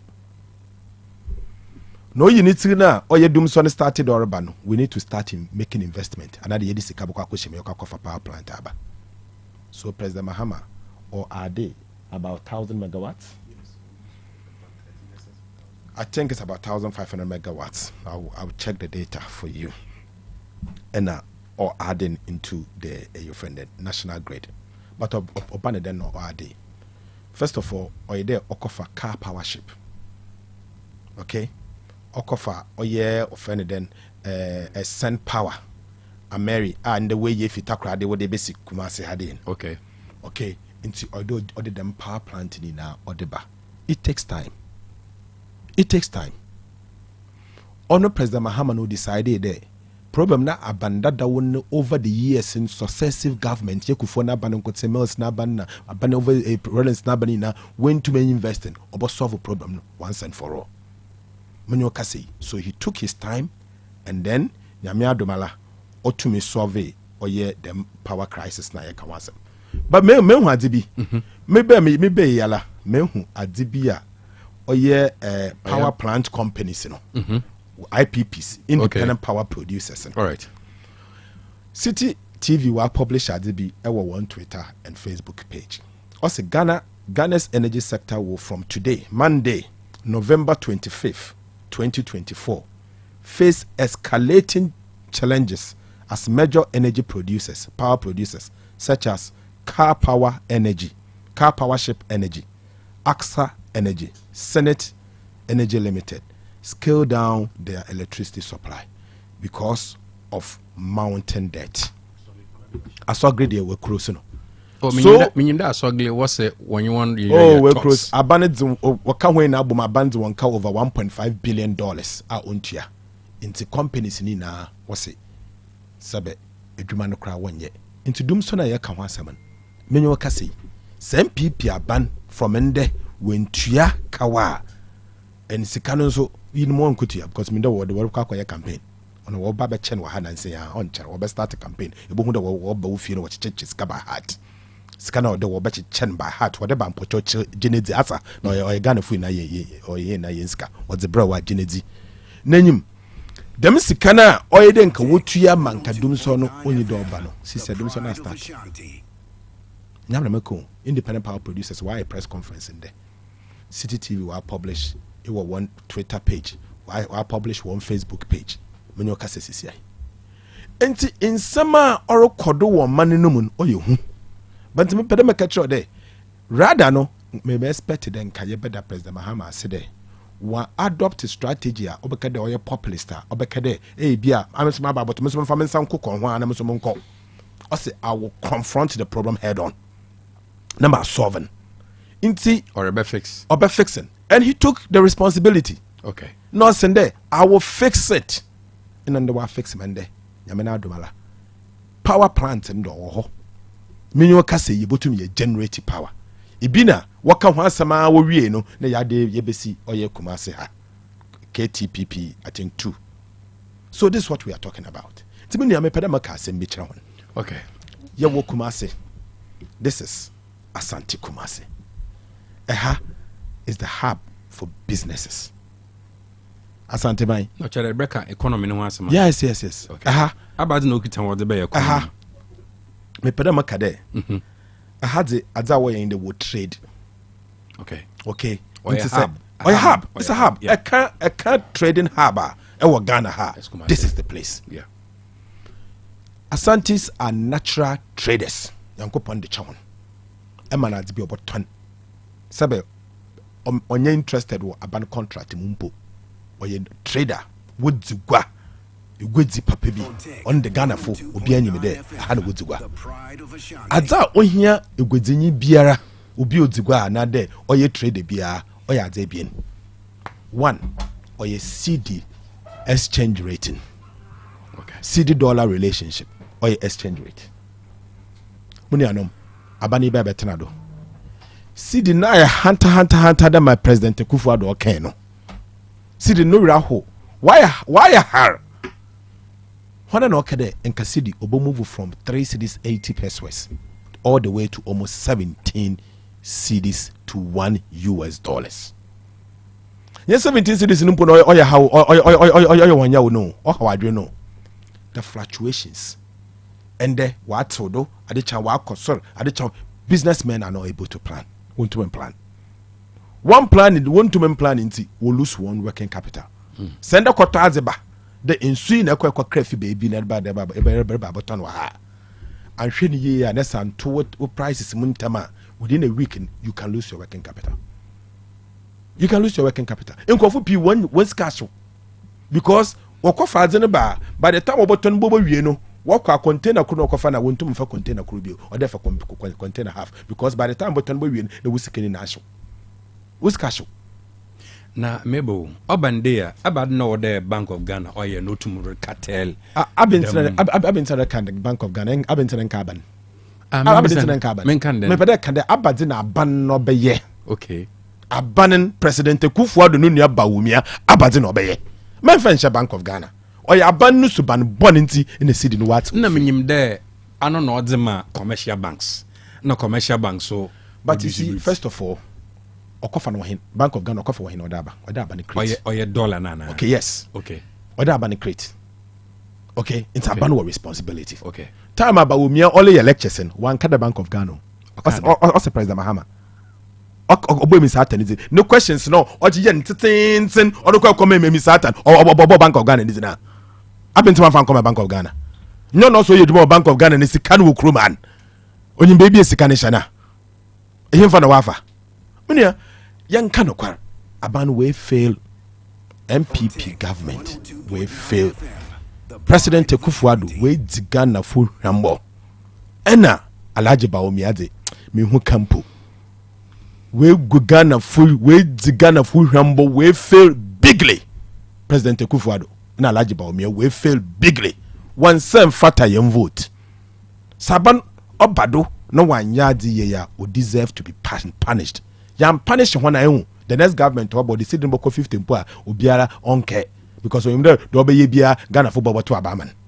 But I want to assure you the NDC has the solution.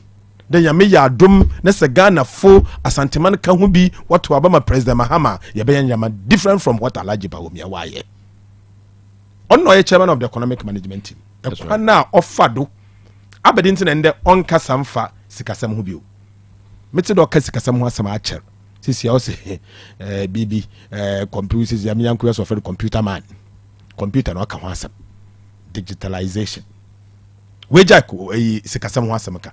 When was the last time I said alaji ba me kasa for inflation, exchange rate, lending rate on?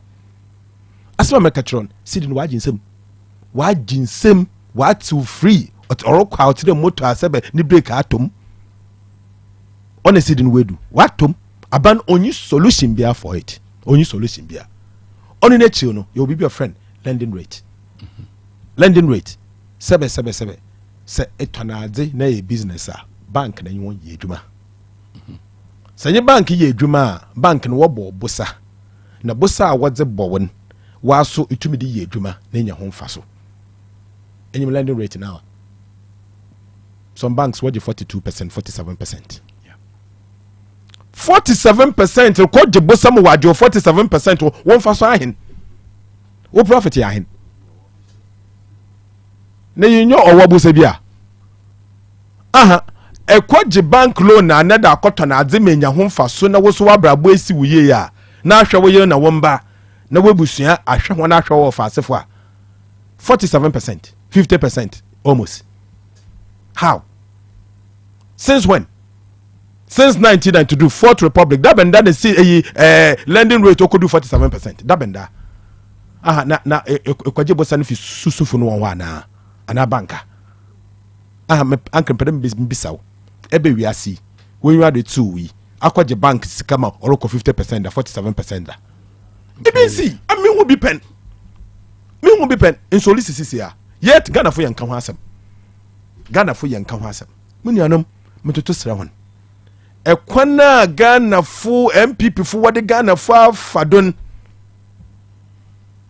Let us start talking because once again me pedam kan ho asem bio se yamfa kwan papa na yantwa abani naswa na abani we hu de kwan odze Ghana fo no wofadon onye na politicians we hu de se bana se misbehavior Ghana fo wobotwe waso a they will take the people of Ghana for a ride. Mr. Sujina Hobio until President Akufo-Addo Nuaba will be economic risk kid Wabadon, the chairman of the economic management team. Time I want Wabadon. Me pede na me bisa. There at that time oye Ghana ha and at the wusika koto abane bonda oye risk free. Risk free is in there ochiro do den abane boti wusika mo no matter the circumstances. Anana in fact say wonder why wosua finance was school what can a year what's government bonds here risk free don't tibia abane boti wusika mo textbook na nkasa na okade of friend then a government bonds here risk free no textbook no cry when you shock books in when you shock Salaji Bagumia wa mamba ya chairman of the economic management team anka Ghana yenyi me de sana government bonds or risk free na yimasema wesa okofa adze bi bi bai domestic debt exchange and a euro bond haircut wutin wobotwa bi wusika da yin haircut obo haircut that create there dwene me client bi assembly okechirem o say o the $10 million o du fina brochiru eno obey wa ye dwuma wa bone bra o soro ba betene fie o de ni sika no ba botu ho no $10 million in ne principal ni sika ten na o do koto aban bond na o ye risk free no aban wa fa $3.7 million o ni sika minyo kasi ni sika na o ye $10 million in waka o ye $6.3 million abanafa aban so ntumi ntuaka wo ena ni sika na inka o ye due next year no den saka ni sika abane de 15 years afedo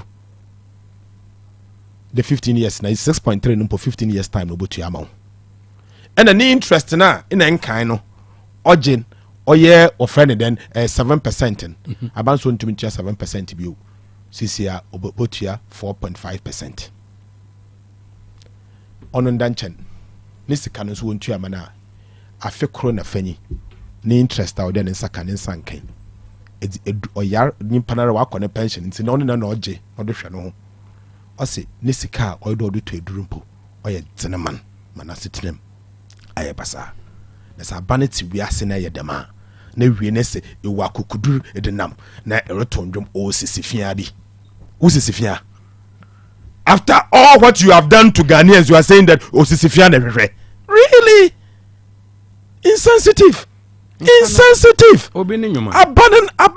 they are not very insensitive and I'm a sisifia bi na rebo Ghana fo ekutia esende onyame ehira me na ye wo ya you mean that and you call yourself a government please give me a break we are Ghanaians yeah Ghana fo ya de dwuma shawonsa it's serious business a man in one life shawonsam a mess in one life and you are on the stage dancing osisi fiabi na achewutun na kita mic bi chewutun insensitive. Let them stop playing that music because meet me with the music and that's a major TV pen medubin. So these guys don't care. They don't respect the people of Ghana. Really? So what buhen anka wanya the margin based on what you've done to the people of Ghana and you on the stage dancing. Please, I expect them to apologize. They won't show remorse. Be the bona ye did Ghana for onka. Another example. Another example. I'll give you another example. Teachers fund. Teacher for one provident fund. Time now na what benim MPP for answer what started domestic debt exchanging. And the one sikano what they talk bonds. It was equivalent to $100 million. And some them time the cedi no it was 6 cedi, $1 to 6 cedis. It was $100 million equivalent. You know, two things has happened to the teachers. Teacher fu won sika $100 million. Cedi no man no muda him 17. Provident Fund now $100 million and we reducing to $41 million. Teacher fu won sika. And son sikano so okoba na ban no sende mama haircut wasan so hwe won tiri we ni bigui boom ewa emma won sika de won sakan na bam. You have impoverished teachers after sacrificing their lives for the people of Ghana to teach our children. It's stage do sisifia na resaw kodo na saw the vote in the Bible who there is as born. Pensioners. Papa be your friend Kama group of companies will be a new ha. Nisika koda bank. Na in some more Kenyan son and coupon funny currency. Or say my bomb bra all my life. My famous count quattro chill me believe in Ghana. Cause hana wa womb hana me fee with the miske na shaha na bunny da or die me or that mutu we. Arahosam. Pensioners obia what bonny brain now. But let me tell you something. I was so sad. Mekadama say me wa parliament, but one fine yeduma. I saw me call parliament in there. There's a good reason why extra constitution article 199. In fact 2. The Constitution of the Republic of Ghana, article 1992, I think 2 or 3. Also, pension income were exempted from the payment of taxes. Pension income. There's a good reason why. So that you can protect pensioners. Article 199. Go to, I think it's not 1, it's 2 or 3. A public officer may accept as otherwise provided in this constitution, retire from the public service at any time after attaining the age of 45 years. That is the 2. Yes. The 3 says the pension payable to any person shall be exempted from tax. Yes. So there's a good reason. A tax is simple one fee pension income. Na pension when you nisika or the to bank or say or the bois aban in fenye duma na nisi income no be no on so ndidi hwa e come on so haircut. Then you defeat the principles in the constitution. You defeat the principles in the Ghana's constitution. Provident Fund kofu wonsika pensioners wa boni brain no the niska be show amahon haircut so punky Joe said deno da amahon ema wana brabo aye dina amahon. Why do you do this? Why do you do this? Right. Mama Kakronka one son. Leader waka krubi no new him papa. Okay. Alongside me pede tackle issues be man, but abra na rebo power plant no don. Urefi kufo ni buidam. Correct. Urefi. Okay, yes. Oh, yes, President it's famous. Or the Buidam Bay. Correct. The count. But a car there was solution to the economic crisis. On a pede able solutions. Okay. A man for pede would say solutions. Yes. Number why decision for December 7th. Okay. More solutions in the B. First of all, OTEC businesses will fee or money. Okay. Will fee or money warokwa. What the dream and what the rock. As a result, and a dream in your man, Branson and Katesi when you do my yet, Mowanabra by a bassa. A banoso tax or donian on so to me. Now, a pede bisade aberdeenty in the businesses in Waroko. So you pick the problem, and to solve it, you need to understand the problem so you can solve it. All right. So, any businesses in the Casa, what's a taxes or also man? First, one problem taxes on also. E-levy, baller tax, or betting tax, COVID levy. Apart from COVID levy, or bibiso emission tax in wusie tax, wusu bon. One year. Nkano 1 year juma. On year juma. Oh, it's in the books. I start elections. So what that? Yenyimdo or papers or paper no do. But since elections and was starting what the way what to be remember we may win a lot best starting. Machine levy now. It has been passed by parliament and here your opposition people for no two about who were passing. And any man any man them has admin canny. Oh no, I'm telling you, I'm the leader of a caucus. What pass emission levy now? What pass more yembra? It is so a bill. Or on your bill or act of parliament was signed. Nanado was signed. That was sent them bill. Was sent on your bill was sent in Wusu tax Wagana ha in Wusu tax the Kopu Wusu or bed Juska. Nazis or the whole trabady. What to a baby was start emission levy. Anima. Oh, Google emission levy or your act of parliament is there. It has been signed. It has been signed. It's there. Me pick me copy my send them more. You can Google it. You call assembly press. I been be a to. Assembly press. Been be a to. A plan for assembly press for baby. I could grab when emission President Kufuor the next chassis date of assent wo ho. Car lokwa impun wusuwa wobejo. Depending on the car. Car kakraba nedzi wo ho, car kese nedzi wo ho, articulator nedzi wo ho, obi ebo pun wusu bi obejew. Ekwo wufie kura na pun wusu a wobejew. In fact, a generator kura si wufie na se pun wusu a wobejew. Owo mbra no mu. Nyam na mede beyo, ba omia ne mbra o de beya. Nenyima. Wa ko for vat aba. Na won so waji tum there. And this for your opposite, what also chenen. Na where ahe. Yeah, here 137. One's no yeah, 130 simple majority. Into one way 138. Here 137. Yeah, 137 here 2 against it. Once 138 now what 2 man. We win quoting by 1 vote. Okay. Into no what kind of massam. Papacho, no cast them intro. Me too. Walk off a vat aba. Since your textbooks crabble with your vat. Exercise books vatted ado. Newspapers vatted ado. Publications vatted ado. Architectural plans vatted magazines, periodics, catalogs, price list, calendar simple what the vat to do. Stationery vatted VAT on domestic transportation of passengers na nyenhu. So since I'm in your kasi ahochel na abo manumun onya ahochel ba COVID levy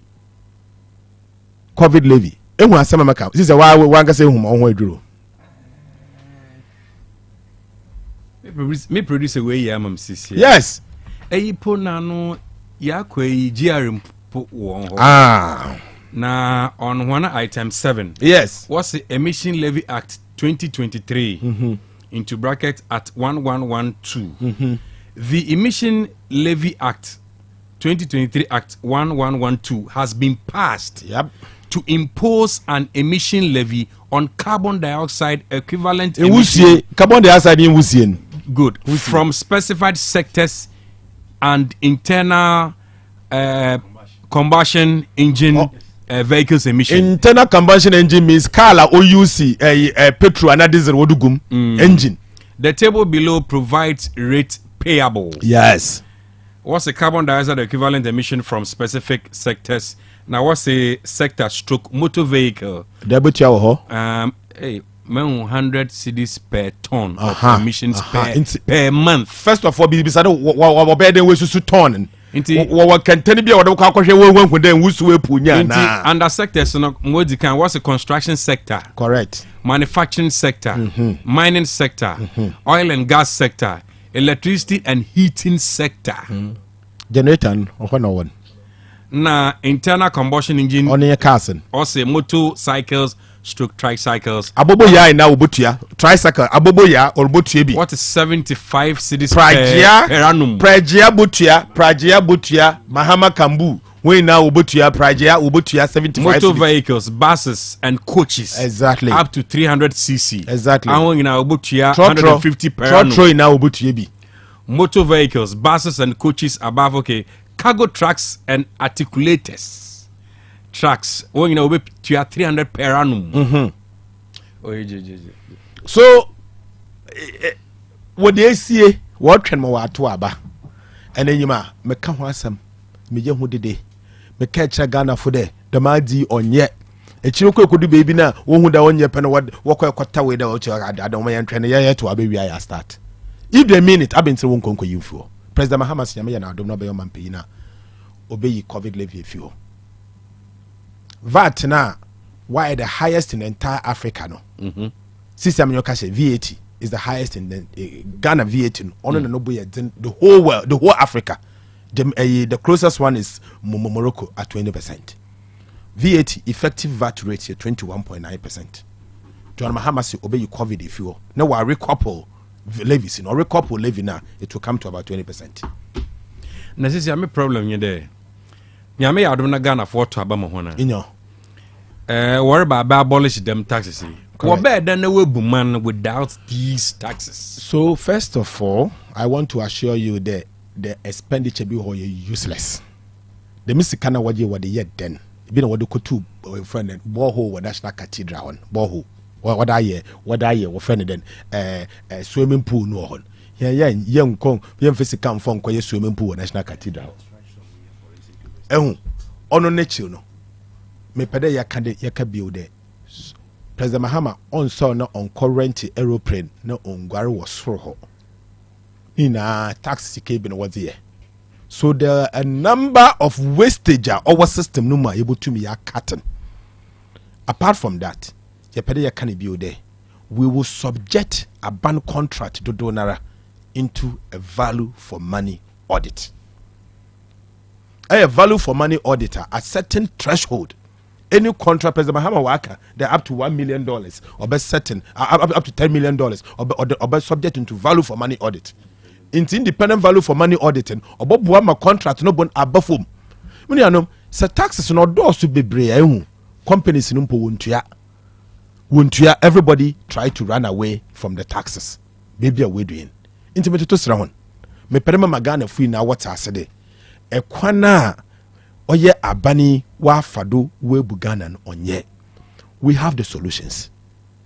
Then DC we have the solutions. Ya be pen. You will reduce them taxes. You best stabilize the currency in a way our businesses can plan. Fluctuations in over reduce. That's what bandama businesses obotum plan. Now wa bo wambra in a way you be create employment. No we stay in economy. Na economy need to me boom. See, why assume there import driven? Yes. Yeah, better than you boost to yen exports. Okay. So dollar no. So let me you put me and I manage. Okay. Remember examples.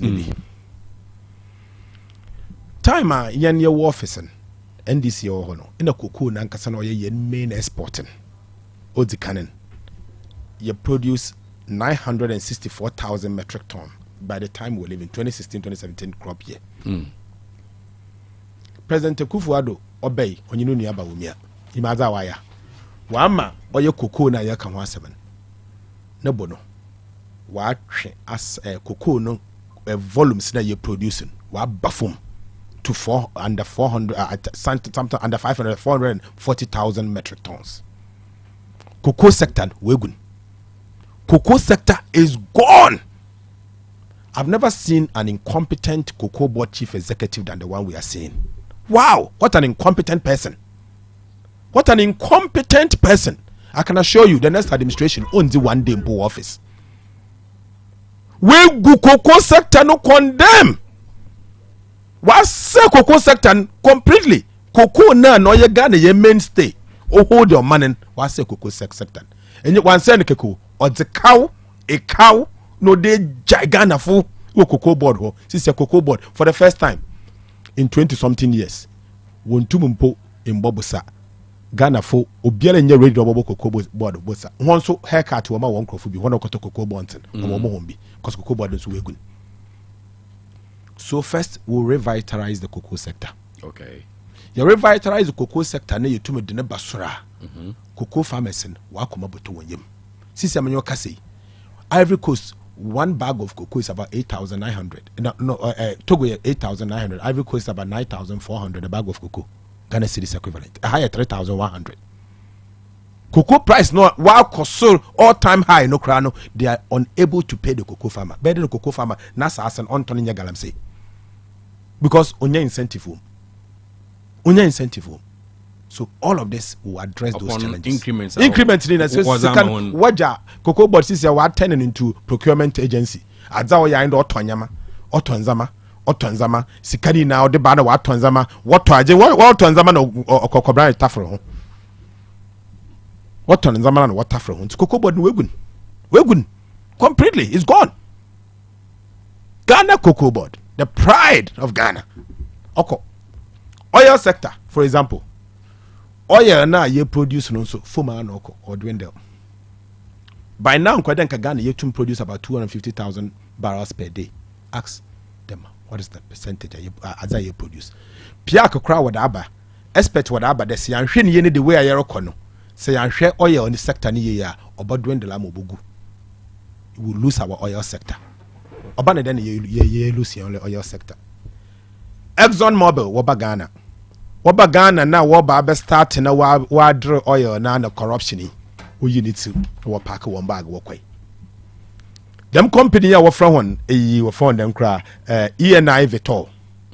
ENI Vitol why investment wa Ghana ham we produce but the abania threaten one am we gwan sisi wa Ivory Coast we invest $10 billion my Ivory Coast wa be oil expo wa start to produce oil menyo kasi wa draw oil we major discovery Exxon Mobil so work.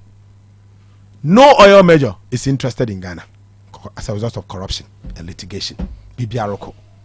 We will again tackle the oil sector. Okay.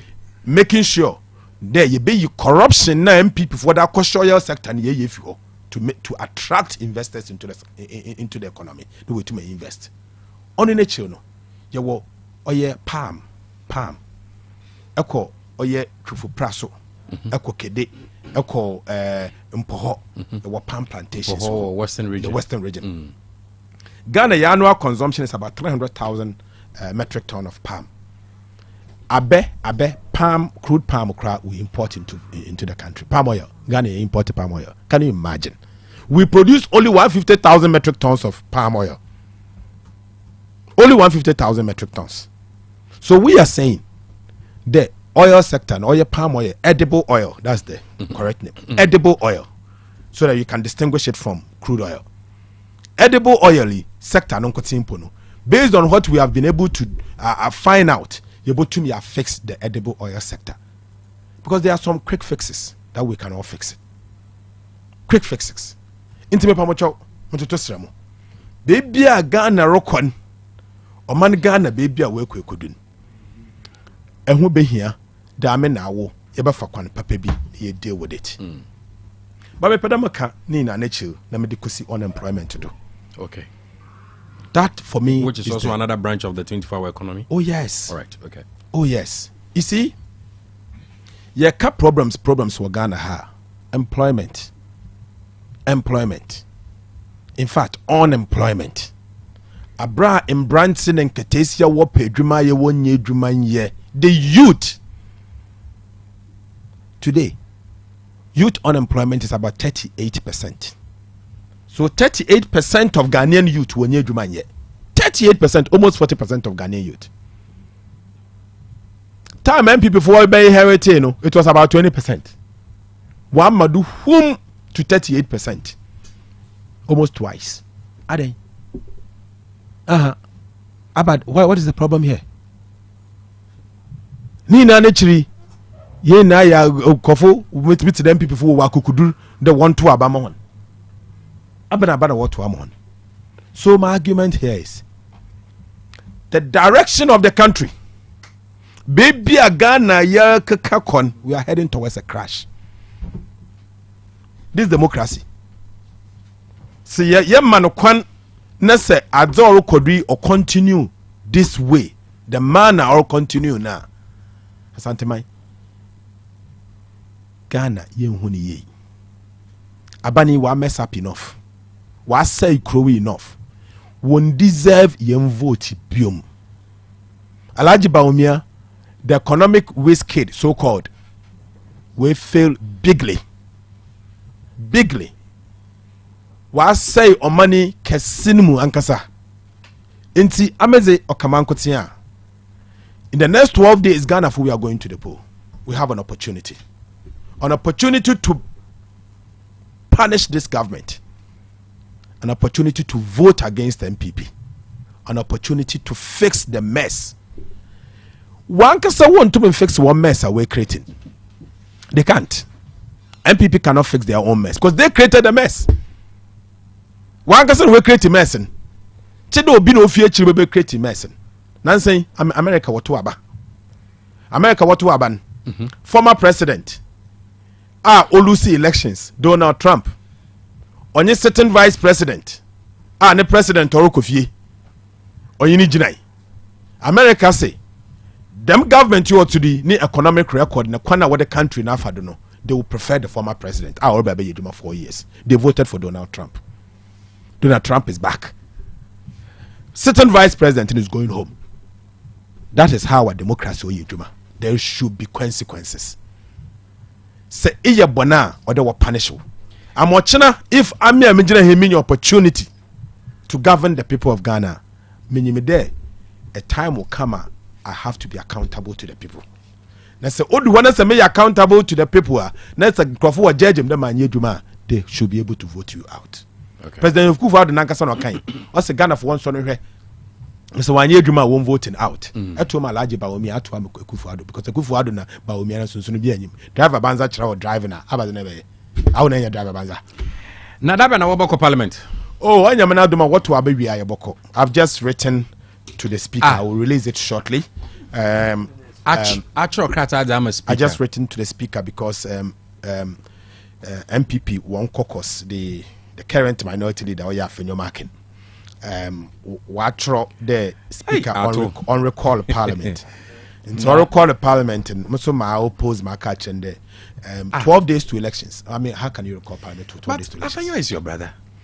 Oh, no, for on don't found oh yeah oh me near in central region but ejuma na here oh you need to be I know Afenyo is your brother but on found na me da wo bat na na we won ho listen there rather no one me yanko to abenwie in the letter no my son so my try my speaker there I'll suggest a leadership meeting after the elections. And so after the elections we will sit down and we agree when and which of the businesses or your agent or they take but at all if there our bills be or the what Abembela enka wanyu opocho boa hwi kitso yem bi anyo woni business bia wo pekwan bia ba approve tax exemption na wakono hu corruption na was corruption $250 million or corruption US dollars. It's just corruption, nothing. They are going to share the tax exemptions to crony companies. We bet chen the biscuit. I know until one pedal over parliament. No, why should we go and allow them to steal government money? Why should we go and allow them? I mean tax exemptions I'm on record to this kind of pushy projects. Open project. Na tax exemption oba mo obi nso na adwuma akodo mesi wode rekwache obi na obi edidum nda wokoyen on the yente nde yente ochina na judges ebien so na Yeah, heard there what proven. Because judges say they are going to replace judges are what call retirement and one young quay. Judges and okay. A crobocor retirement in December ending. Or crobocor retirement next no crobocor retirement in January or crobocor retirement in February. One man the next president no can so about point to be. And see one core retirement walk no will be full so about point to be. So that whoever becomes the next president will get a chance to appoint also. So far so good. Chances in the Ashanti region. Oh, I think Asantemana Botu Abama John Mahama. Asantemana Brett MPP for Asante for a chel. Asante for to Abama MPP we are one Nimuhon. And we so for line interchange my wire. I offended Swami interchange was for Baby and wire. Rango Gudore. I don't know. Maybe now. Sikano hin. Or the Danish Warcoff is Canoa hin. Massa Wahanya, what day you want? What brew when you are do? A palm want to be so will continue. To me, but what office can where's the money? Sick be and you are. What the other one? Contract at the show contract. How they challenge them? I challenge them. One for contract. So I'm challenging them. The one for evidence contract number Ghana for. Into our parliament. There's no contract. At all. Mrs. Swami interchange. There's no contract. There's no money. In parliament? Yes, under parliament. One for contract, mbra. Wow. One for contract, mbra. Anyway. Man, one German crop for one that one or what the trama or better that for one. But me that Santama want to Abamohon. I don't know him. Want to Abamohon. It's a Sambra so. Yeah, sure. Waka one kakra. Waka 1.5 weeks. I work with fee. One jintum. No one coffee. Boko. Now, yeah, sure. You're supposed hang parliament here. You're correct. Esha Aban Sumana Bagbin. Ejuma why so far. Then I think he's the best speaker Ghana has had. Oh, I mean, there, yeah, on your own crowd. He's the best speaker Ghana has had because the kind of parliament you need someone of his caliber to manage it. Onye hen bokon, onye babokon, all in the name of in the interest of Ghana. Okay. The way I mean now you so close in Meko Kotono parliament as a young man, Moko parliament them time them was 30 years. Okay. And as a young 16 years ago, Moko parliament, Meko Kotono was the leader of the caucus. Okay. And for me, it is an honor to be able to work with him at this level. As a young MP, I'm about coffee or Nemukoton experience or war in the last 16 years, Moko war. And in Kwana or Yeneduma, he's the best speaker Ghana has had because the kind of parliament it would take someone like Alban Bagbin to be able to navigate it. There are times Obwa government, and let me tell you something. My man can for the first time. Okay. There are times Oye Alban Sumana Bagbin Opedo push government business on no field or a national interest. I disagree with him. Utume from Nosato. I know you disagree, but let's do this for Ghana. Wow. I'm telling you. The speaker? Yes. Let's do this for Ghana. Men dren da ibibakahu. Let it go. Do it for Ghana. For me, respect me as your elder, Nyanyama Ghana. Don't care about the government, but the country. And me respecting into academic seminar na me jam, then allow it to go. Even though I have issues. You raise me issues no it's okay, we'll suspend the setting. Because suspend the setting no I frame inside. Also allow it to go. I had to do this because he's senior and he believes in it and he thinks it is in the interest of the country. He gets my buy-in and we allow it to go. So sometimes when I hear the MPP people trying to say there, is this, is that, I say, hey, does you guys know what this speaker is doing for you? Are they aware what this speaker is doing for them? And you're not. Enka yewa enka ebona wodi dzigan enka za ye de be your but nyame no this speaker back ben be ema otum cut across both sides no unite and no allow government business to go through. Na ebe kuma say ehun wankela manka wana former majority leader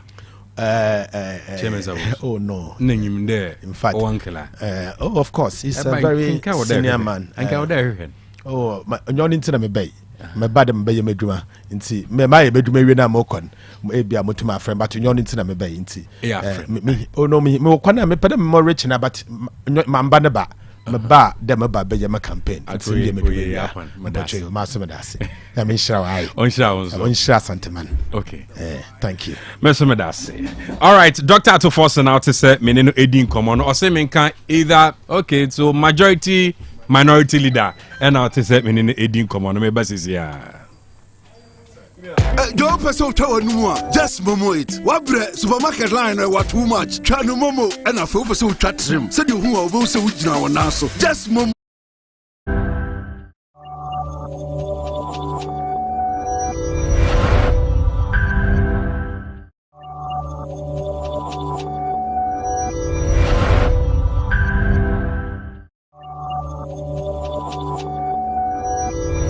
Lampa election time yin can sweet voting ba kun yin eduon lampa kargama ki wo ge radio ka wom on di wa gana nit on di ba wa gana nit ti bori suma ka ti bo se siela on di wa gana nit on teta na ka tanga so matete yin can sweet voting la ba le yin e po ani bi amade ba ka ba pa he ki kenza e yin mar pa ngiye ngiye nwa la ko sonte mbelo ya me mabi lampa pa ka yin to asego tan fafa bi tan ba apepe bi ka ba harba zongo bi ka ba harba yam mapang la tamata do ayatangwa yaban ka suma antana ta teto wabe kambelo ya meka yeria sorry ame election la yaban ka tengla suma ampone kampo ya zuo to yanko enua we so na ono so kakra on fan so na yentie no menua odi ni sei ya frame Musa Asoma ante ye beto aba afutu semben na wode magana fo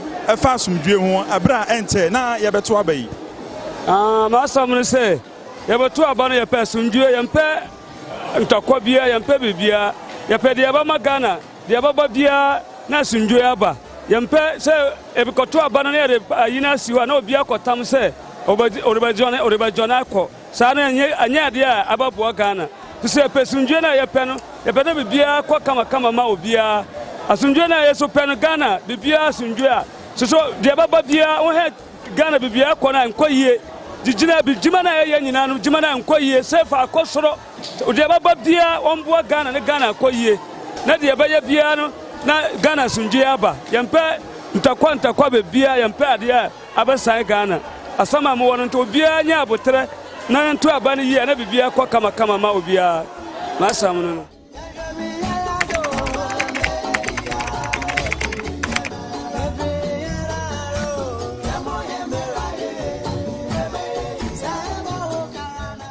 Election warehouse. Election warehouse. Election warehouse. Election warehouse. Election warehouse no obi antie OTEC FM.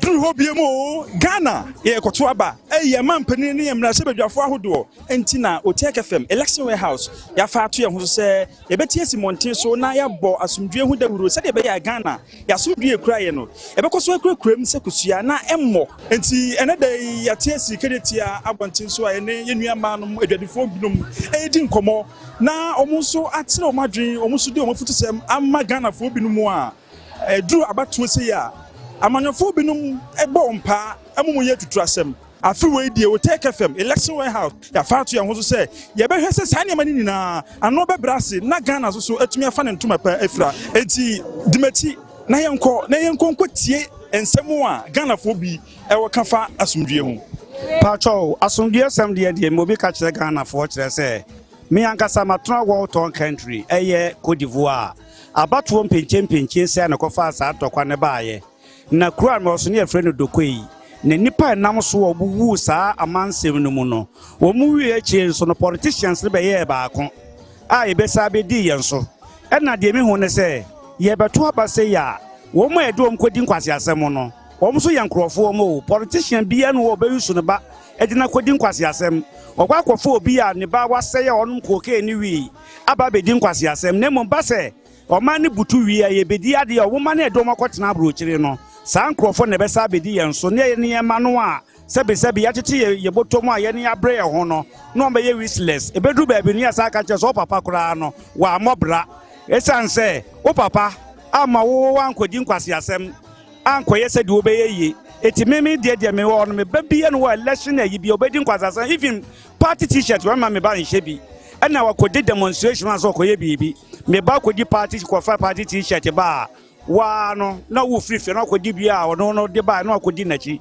esan se abatu mu manso sem no edi nsem bebrebe ba na Ghana so e wo se akoye se MPP ni NDC se aban no koye bibi na so kwa kakra no ya target je akoye we NDC we su kwa kakra se we MPP eti ne hia wodo kroye eno se ye de tron man mu na bi se bibia be koso ma abato no anya ne nyina transe aye yadwuma ne ntokwasem bia nkofa baabi ma medamase de me woka no. Okay, within the lady na me so agent kakra me wofa ho ne se abato aye betu no asumdwe ne ye pa ma man Ghana nti ukọ a so ya omache no akodi line no akoto wa aba uwia no abafie na wa twen kopem se ye bebobo internet TV any radio station obi ti se OTEC FM nti utina na utia de course ni na obehu eno ne ye better than say obekọ honom no akọ hwe bia de assemble brown nti utina ofie na utia anasa wo hwa eno nso de asumdwe kese ebe brown na brown man Ghana nyina. Oh, me de me yema anka yengena yebewie nanka yato abana sa ni jeso but ya nipa ye free e feel different muni die enye da ya agwene ngepe ntinke ye besere Ghana for yesere mo entokwa bi enim ano baba ye bi enim yesere mo ye pa mo cho mo me nyina ye nyekro de ade ne sa no wo wi ni ayemfama no nye ntokwa nipa bia ye nipa na emom adwenche na ya na obi a che ye besere ka mu ntokwa no so munyai ni nyina de ntokwa bana no se ka ye fo ye nyame nko an ka ba ku pra no nwenko eyesa nye fenketwa na efiri akire ba no na mo nso esua medamase. Assalamu alaikum muslimi muna gesuwa mu muna jomama Dubai mu cecin muna kayantiya abin da yake damu mun nan ga kasuwan na bai yi kasuwan ba kyau naman kuma shanu su kuri abin da muke so ba muna roko Allah sa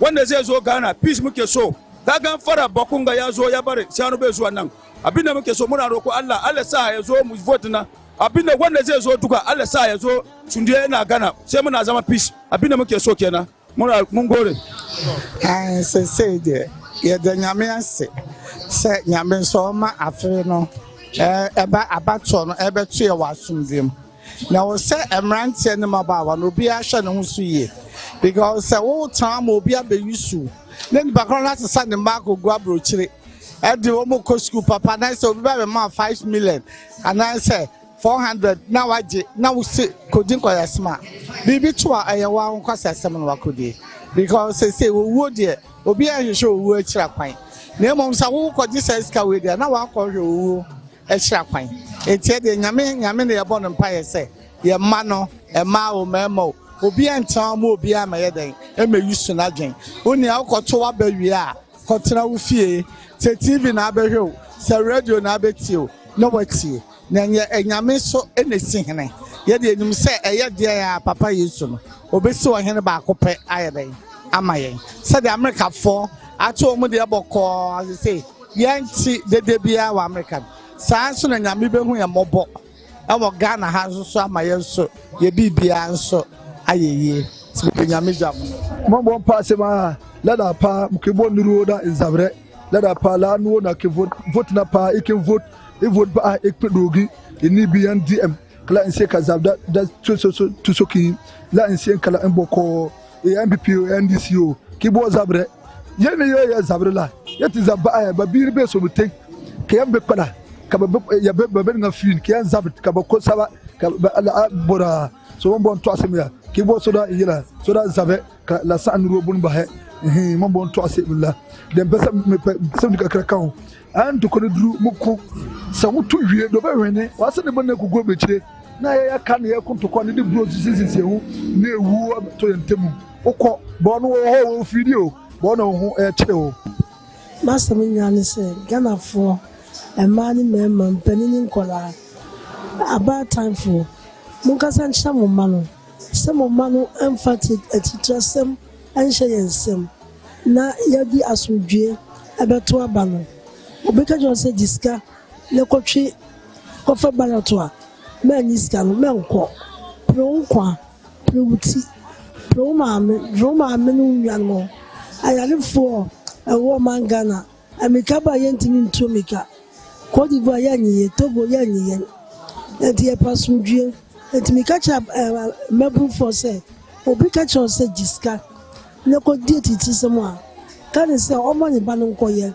ma o de mutimi nkoye sa de no ye pasudue se ko to abawi a o paso firi ho ko hye e bono nsi a no wa kwa tie results se wa ba na nya ya no wa jiwani wo den me fem pia bonti engo group efem pia bonti eni nkwasesem entrobi asundua ne yepe omangana yepa sundue yepa ngoto o kiso dinti amen medasipa meka ne se Ghana de yebo Ghana de de kaya ye se asundue ifi to abana enye ne basa bia ni honoma esi na de meka ne se Rwanda na kabe se 30 days na ye kwakoto aba na se di nim no aya na Ghana no akoye sebe emponchitokwa omkuku ni kakra na abafom na de mesre ne se yehia sumbie na asumbie yehia me teacher ni sabio sepasa yesia meye den na matimi akọ classroom se me kwakokyira de na beden na nkura no so kra no a omo ye minus no omo matimi abase omo so baba besua de enti de mesre ne se ne asi akura ya sumbie mu efiri mra tenten hya ase to aba no boni bia nsie no saa na mesre oman no eye the clergy mesre eye akufuado ene the other political parties a omoka ho empo ebesi eye ekwedonko a wanya ba biko the replacement and I said nipa obaba be replace no na asundwe abua na ye nyina yetimi anom ama Ghana so afanfa ho de tikakra metimi aka yo mpo ya siel kan na yete mabi ni tibi bombisi e kate Dwabrem election le kate yete kensula te bore suma aham te bor zaba so de zango men enkuntan kaba pa ahoye kenzang ballot box keken to mayina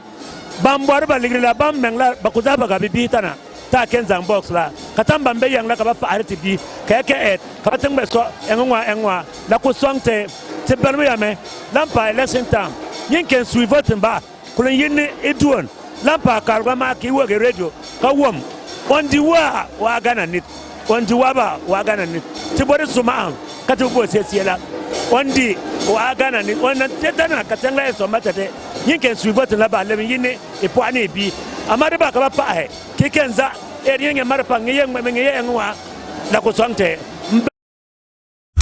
on OTEC 102.9 yakoya ya sign aba na me ka se perfect series ne woman ni bi na me bo ho dawru ade a kire wo no ana se me ka se okọ eye leading bookshop bia ka se ope perfect series en woman ni bi ana se better still hwe anim ni akire se eye perfect series na eye books bia Ghana Games Ajatum naka enso approve books no inti bomodina na ma onsa enka books ni bi ema mbofra no na wonum tumi kinkan enkonkan efri na S1 ekosi JHS wonum books ewo ho nti approved books why English language basic 1 kosi JHS 3 our world our people KG1 kosi basic 6 history of Ghana basic 1 kosi basic 6 RME basic 1 kosi JHS 3 computing KG1 ekosi basic 6 creative art every basic 1 kosi basic 6 science and maths preschool so next 1 kosi KG2 numeracy language and literacy our world our people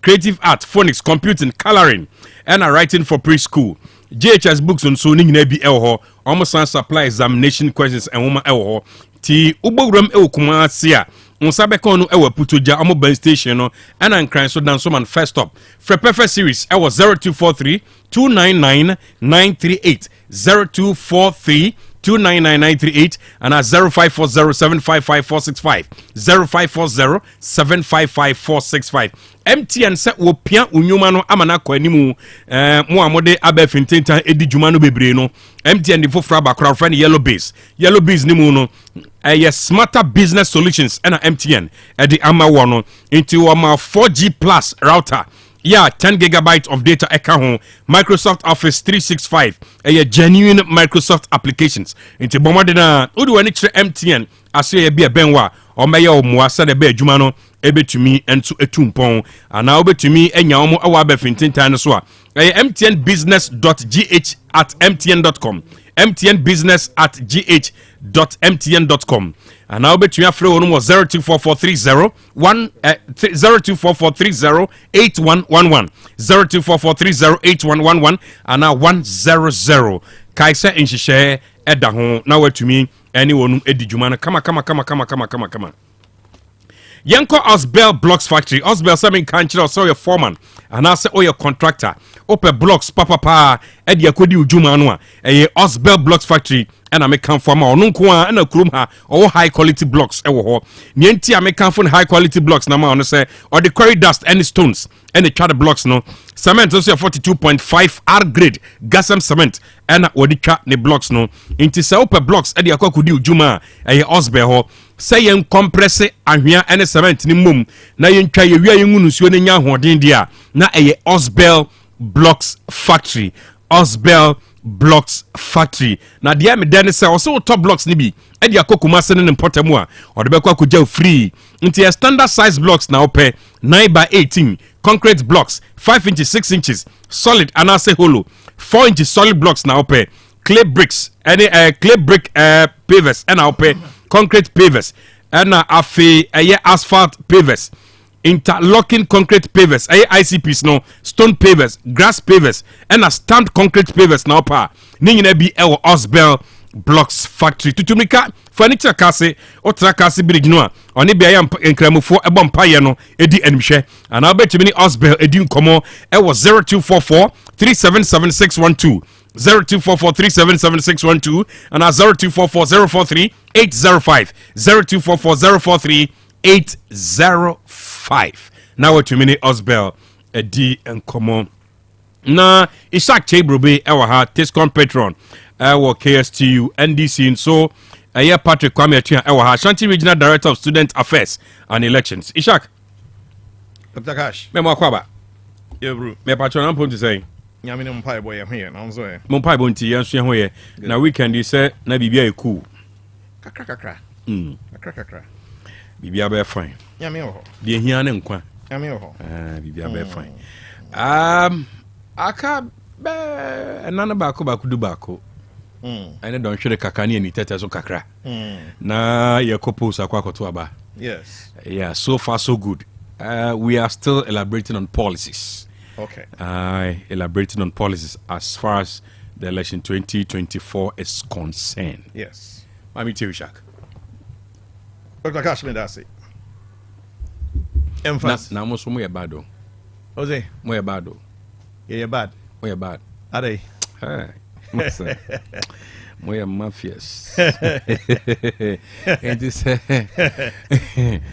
you man, why I'm the tapoli guso. And this a commissioning error munia or no. When you so buying Dr. Cash, a commissioning error. Yeah, and I'm commissioning your man gumsa.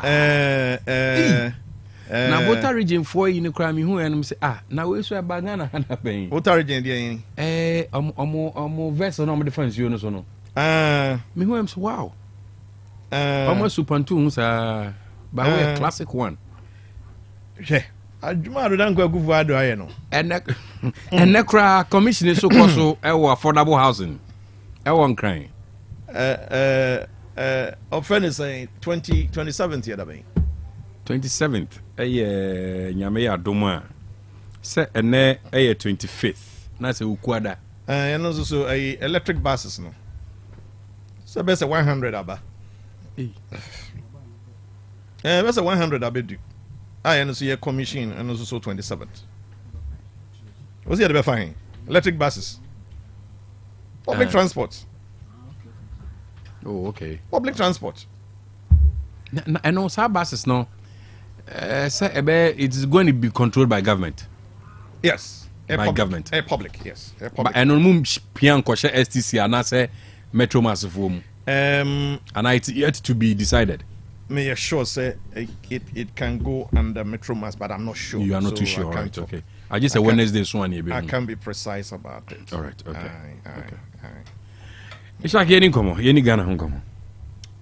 Yo, Unia, that's it. Yemfa kwenso nchia ya tiefo ni ahwefo. Na menkase na wochi mienu sene enuru bese samri yai na electoral commission will declare the president-elect of the Republic of Ghana. Na sa declaration ekwama minia pa from another mother, Al-Hajj Dr. Mahmoud Bawumia.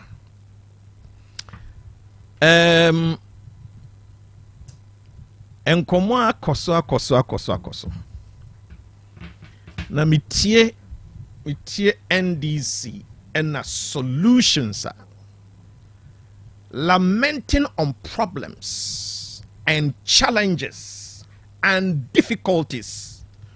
Super. But when you put them to strict solutions, bold solutions, na the Ghana for Gina so edia tuaba solutions and the kwanya fa so wo be chiri mu bia atiase. Yes, what can try? Look, if say taxes and home communi area, a two home communi area. Na mi hu say adodanko akufuado a two mako edunso 17 eda say oyifri ho ana say oteso bibi this a financial services tax on selected imported medicine, domestic airlines, and so edie real estate, taxes on mutual funds, taxes on real estate investment, and a fee. What winning in everyone and a fee? What has say the ibi onso or so special import levy? You know, so 1%. We abolish petrol, duty on excise duty on petroleum, excise duty on spare parts, levies on kaya and all of that. But in terms of say domestic revenue, I be free at home taxes. Mahmoud Bawumia ede superior bold solutions ena eba metie minianom na metie even ranking member on finance na metie NDC financial gurus, and when you put them that what are your bold tax solutions and initiative? Alhaji Bawumia say why nhwehwemu wananti ebusemu or mind the whole world omo tax system eye papa e mo nyesika Estonia na Estonia hono one tax system no eye flat rate quite said you utia tight so be anim say 10% or 10% no be atia enti eye easy so be a bit me comply with the tax, and compliance ebwa ema sikanumu adea peja wase both income tax, all taxes, even including say you be making sure say etwa ye free import duties no eni kwan say Ghana de edoso eche Togo say ne ye pe anase ye say ye de ye fo chen wo mo say de be am for do mo niam be fa ha anye ye betimi anya ema yenya ye sika esi yenya free mo. Mahmoud Bawumia present Potokasem clear, unambiguous, specific solution to the tax reform. I feel was it sika ya jijie na no say digital systems ni wram said the beya enfa obi nsam kosi obi nsam na nipa kro no so wonchim no mfa nkonkoto baabi. What you say? Then was it enuma wo mo ahyase foforo no first 3 years who investment tax credit. So baby a wodi usika ko wura ya na say enka say ka you know wodi sika na koko wura no emre ne kono first 3 years na wo betu ato no say investment na we na what ye free. What you say? Was it sa enhyehyɛ we a ɛfa yɛ to ho taxes on we clear say ebetimi aman additional revenue no base 2% of GDP, which will work out to about 25 billion Ghana cedis. Was that quantify? Na fe nyesika na eba no nko a kwan aban fa so yi disika no so no nhyehyɛ o de ba the protocol say fiscal consolidation no obey you so 50 ministers say the aban sika was spending wo mo ho no emu enkosoro afei said the aban tam sika kese na ode tokas titru for na appointees any government machinery no enyina no yebema ankrankra mum na ato those cars no na ban mum akolisi sa cars no na say ye lease a cars no maintenance ni nyina no a sa lease company no omo ye responsible.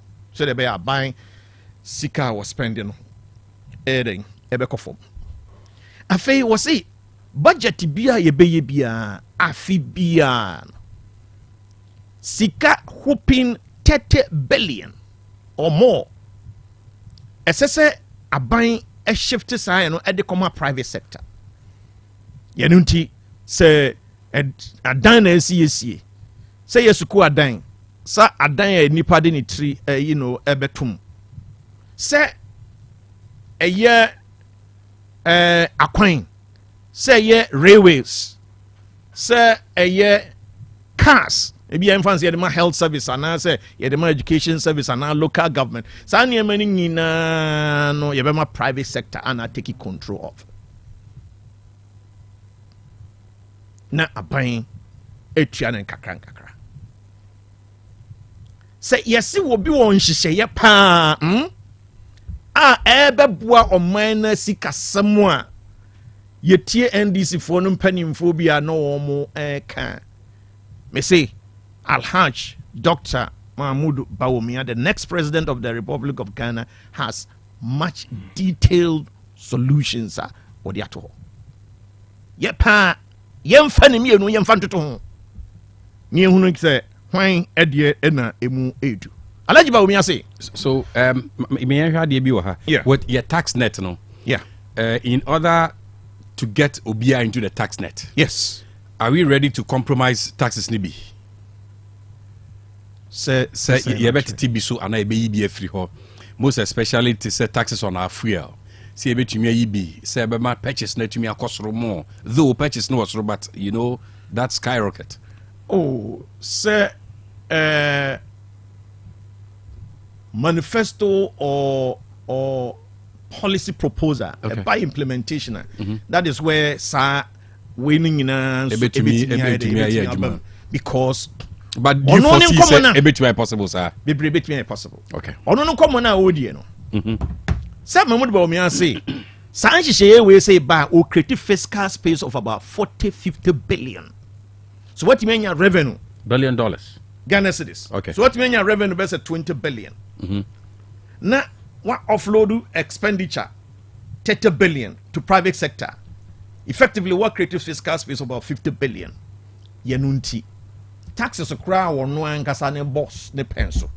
A wo no ye vice president e wo ho. E levy beko.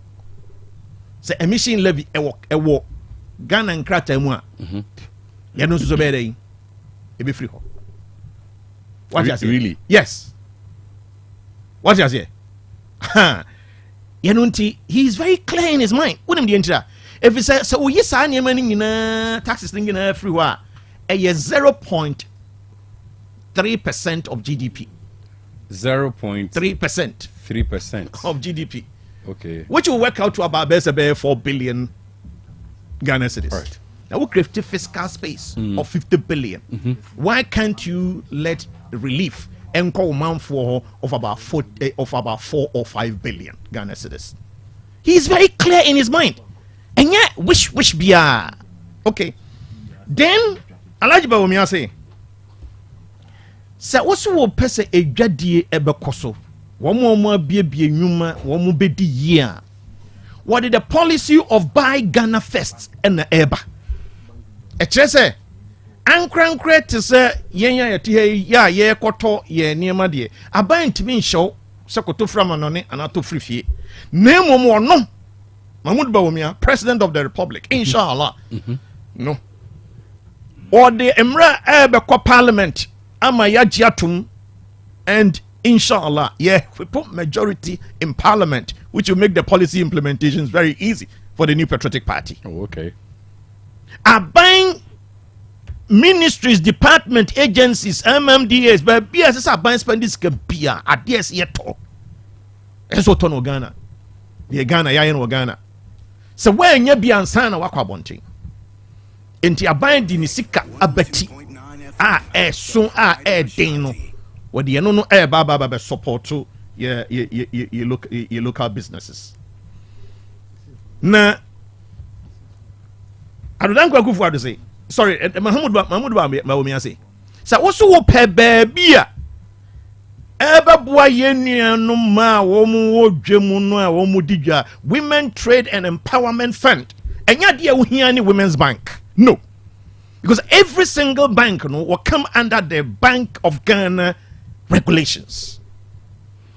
Irrespective of the macro and the micro financial. Every single financial institution comes under Bank of Ghana regulations.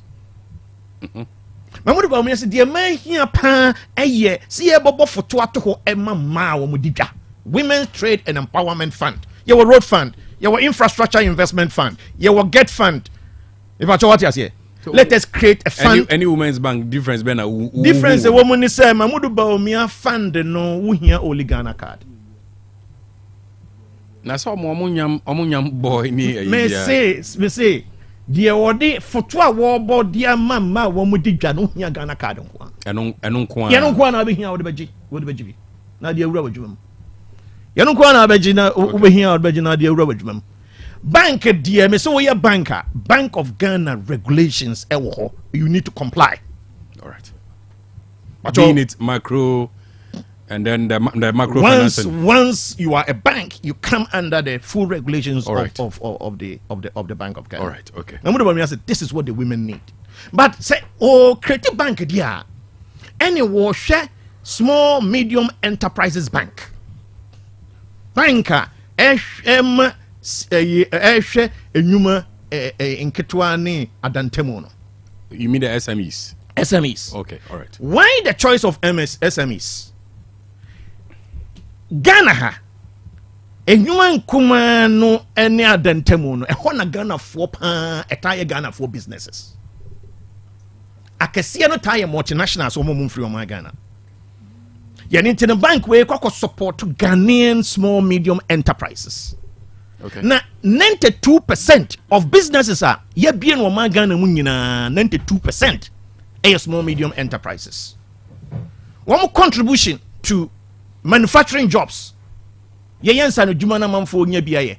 SMEs no contribute to 85% of manufacturing jobs. Wow.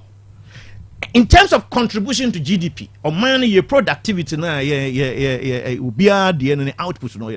Small medium enterprises contribute to 70%. Muhammadu Bawumia was a data guy. Enti policy no or the bar data attached. And this is where SME bank ebe support. That one is for everybody, both men, and women. Mahmoud Bawumia say district agric mechanization project. They said you did drip. Akwa district bia ehwe ema ye akwan no. ɛsɛ sɛ yɛde saa mfidie no ɛsɛ sɛ yɛde saa mfidie no bi equally ɛde kɔ district ɛma obi a wɔdɔ ɔmo dɔ mfo nso no wɔn etimi nya saa mfidie no bi etimi di ɛyɛ wɔn mfo na sɛ bibi kakra bi na wɔbɛtua na wɔtua district agric mechanization project ɛbɛboa na ɛde nnuane aba ɛbɛkreti agriculture enclave na aboa ama agro processing nso so ayɛ dɛn akɔ so. It is very clear that Mahmoud Bawumia policy biya wɔn announce biya no ohun sɛ as deputy governor Bank of Ghana, as vice president wa hunu wɔn man no pɔtee yɛ haw ɛne ɛkwan a ɛsɛ sɛ yɛfa so a yɛdi akokoduro. That is why he calls this bold solutions. Yɛdi akokoduro ɛtɛ akyire ne yɛyɛ na ɔman no etimi ɛfa ne mpoma ne ntoma pa edifra. All right, Mr. Medase papa. Patrick. Cash. Good. Sabako dear. Nyankopa adum. Nyankopa adum senior. Yaba nyankopa ahwe so a. Yatin kwamu yi de na asida na de ma nyankopa. Ma menchao na menchia me say senior Ishak. Se eneso me gonna share wa hasin. Ma menda the majority leader in parliament. There are kisila to force na say upon all the busy schedules no. Onya time na oba na oba ha say so the radio university ba ko e okrumo say OTEC waba na ne oni asantuma be din ko obi owo bia ye da na se kwa yes eho Cash ahemfa na ye free as on mine ahemfa na ye pese ye ko na ahemfa na ya beduri. Okay. Yabekwa akoto aba December 7th. We be enu na otwemi enu ntem na yeto aba. Ene Ghana ni bie nim se aba we ba me abere. Sir. Obi anim. De se uhia Ghana fo a. Omo nka win or lose. De omo kan se momo ya ba no ho ban momo ani da ho.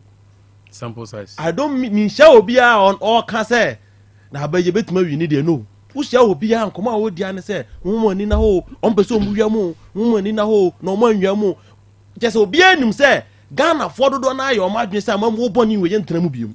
That one is established.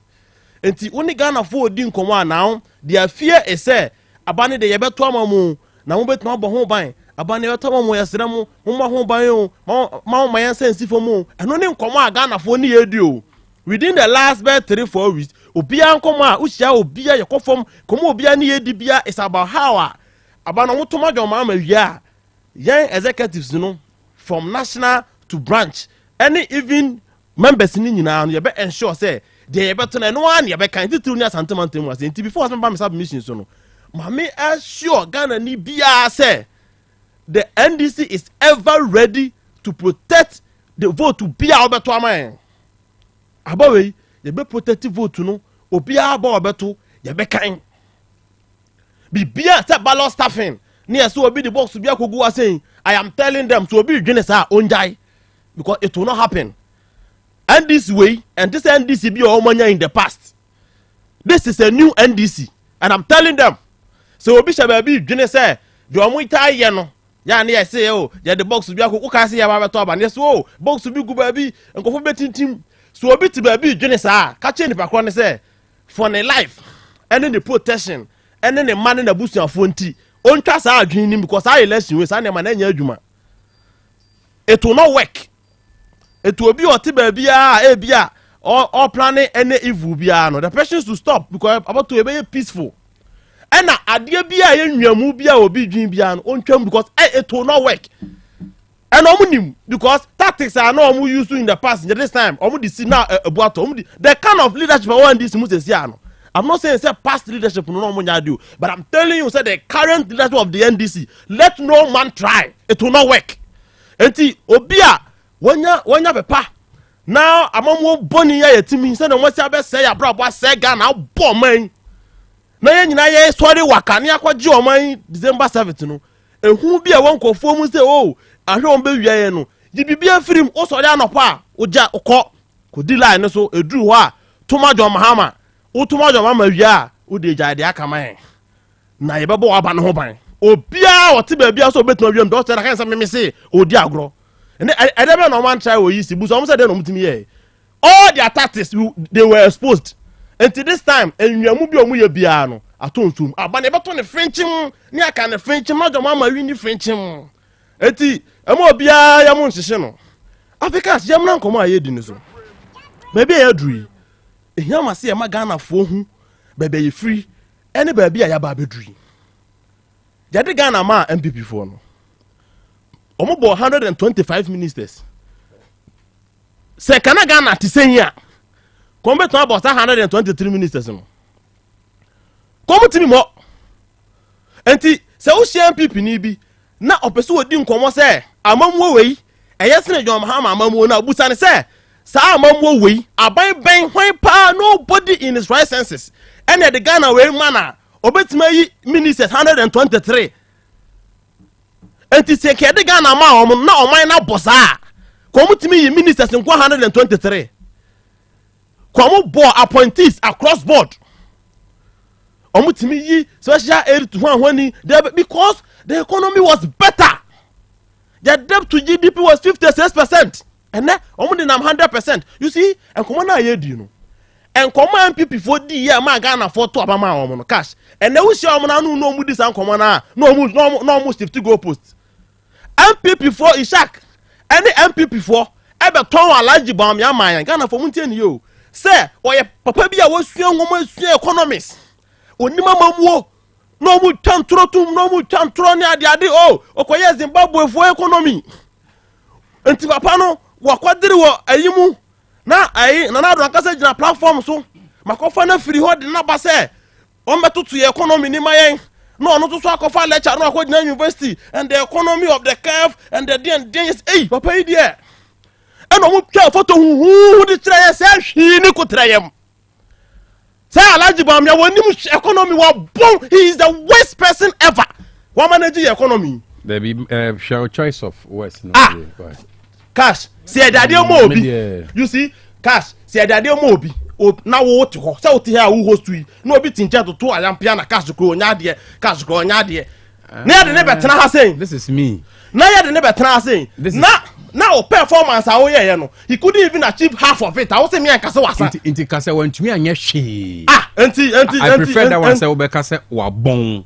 Na cash. Made it to me dear. Cash you Kasa. Na say me asantini. Enti minimum the American. Na say minimum the American. Enti obe so che say dia. So be catch me say. I am telling you say so be catch me say. Say wa bon. Ade me maye. Unam u catch we asini pa nyina say ade na me ye no enye. No me jama me jama na wo be perform me wesa than that the word wa bon cash enye eyo higher ye gina ya do we won come about some time no se cash. Oh don't worry na dey yet here because I have hey that's it yeah I look penu kran to you I'm just advising you to no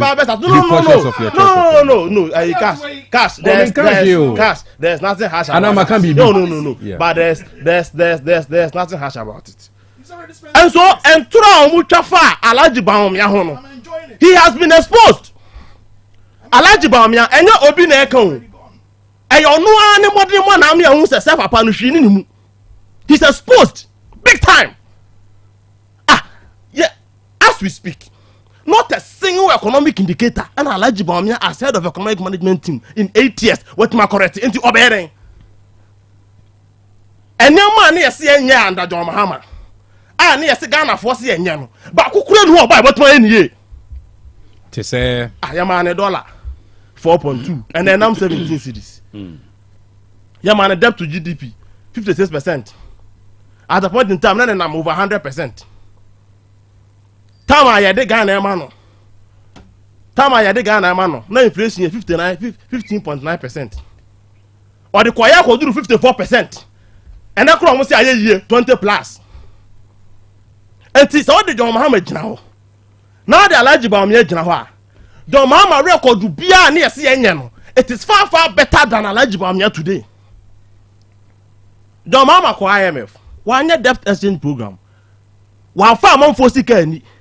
ama pensioners and your stroke and woo. Alaji Baumia, I'm also a economic missile. Because I want to see. You see, sometimes let's go the spade, and conform Mamia who conform a power. I want for who conform your stroke. Because of Alaji Baumia, because I want to say a debentia. You see, Alaji Baumia move that dying. Say, one in the new economy, then, yes, and you imagine on your Ghana. What IMF and so why a debt exchange program? I'm a man for Musika. Abo aban bosia sika na hia man kofo wu me collapse na say babia kama openyina jekuma kama ye ne dia se okotie ni tape na papa panimu a sabi wa bobra groma se ka se kama owo internationally recognized pharmaceutical company omo bone fo mama papa no o kasa na chese nisuo ni sika onye se bia ono na a manage the company yi o ni sika ekuta no wada kwoto aban bon Alaji Baumia se ahye enti sa papa no wo sa akofo ne ba so o ma Ghana president a na je se wo pay yi o abi before no o mo pay Ghana yi o je se temi transna me hwe o mu diam se enti abi before no pa o mo bu Ghana for sen so wo sa akofo Alaji Baumia ba so wo sa ma president hey enti ensi da it will never come true. I believe in the Ghanaian. You can't take the Ghanaian for granted. Enti sa ne ma no ensi biam se ba ko to bo wi dabi it will never happen. Enti cash ya ne Ghana for di nkomo bebre afa eniema economy ya asei ya ba ya be ya ma economy na sa agina ne na so ekomo ya ne Ghana for di no ene usia amanfo a obi e ka se send this ya ma ya be ya ne den unim say just a change in government, it gives you the new government opportunity to renegotiate our loans. Mama can chew. See, as a Sabaya, a ban for now, Obano, and I'm so a ban who frontino. A kaya brunia diadino, Utimisa could dim come over fro. Say, oh, Miss Remo, my buy no buy any mudding come say, when they say, mammy, and I'm say, ya ban for frontino. Yet miss at the candy be channel, President go for by one go ahead become young for Kenyan. It was because there's a new government, okay? It was because there's a new government and a buy for front. Okwana will negotiate. Uye nipa for. So a change in government alone. Say a buy na sisa kekeno. Your investors in Libya. Otimi kura de wokan echo. Ebi kura timete so. Ebi wo ha omo akasa kura timi ba for renegotiation. And to change in there is a must. Se Ghana for person who say economy na dani ene ma sesa ene ma ekoyi a enti se mu ni de eye must twani ka esesa no for the betterment of Ghana, for the betterment of our future. Because the me yakura ni say as we speak yeka ni e de so Ghana de ka because Ghana e de ka nyina no ni etimi tuatu aka ni bi at least yentua ni nyina kura na afi bia aboso ni bia yikotua bi ene omo ora na economy to the sense say e can no intimate ya code default and papa na oye economic messiah no our run a country no into ditch to the sense say e ka kura intimate service alone ono na mutade ne ba president yo sima ba ko fese ma me ko e cha ba oba ba my solutions why very good see I want to share there over you 40 minutes and I'm at the same time papa na what boss o man no papa na one man na adadifo ani atoto omonsem papa na amanfo ntimi nkra niema papa na dollar ashin kofo dwetire no ono na bi before the nam krom ebo tisifia so say president no etie nimu no Alaji Baumia we know him yahu ni nsa no adwuma onya de ye ntimi fa Ghana ma Alaji Baumia ye nya sa abone ne ye ndi Ghana ta abone ne kura da ebi say de wa be ya chen yahu say sense mom ka fa no hu nyina na anya no kura enti cash I believe in the Ghanaian me Ghana ni di say Alaji Baumia be catch ra say 15% inflation in 2016 and I don't go to about John Mahama and Pacho and 20% of Busano. So Alaji Baumia be catch ra say dollar na 4.2 na John Mahama bon uji 2 mo na ko to John Mahama Pacho and 17 cedis. So Alaji Baumia be catch ra say doko no 1 cedi na ne board ya and oba put Busano say Alaji say 5 cedis oh. And so sometimes we need to put them in order. and we need to measure them by their own standard. Right. And come on, young come on, TTBA. And some more kind of 2016. No. And one and the Yabuso almost said, "It is saying so. Check here, almost saying it is far worse. It is bad. I'm on phone timidity. I'm on phone titi woman and go share. I'm on phone come unam so unam abontia. Utimu say hey to uncle phone like system no and them on ye." May I say thank you very much. Yeah, best not to us so. Ishak. Dr. Cash. I mean 80 minutes man. I mean 80 minutes man. Oh, why are dear? Na fedie. Uchedi ampo inshirawo. I mean now, I keep telling you, say, the National Democratic Congress will lose election 2024. Emphatically. 110%.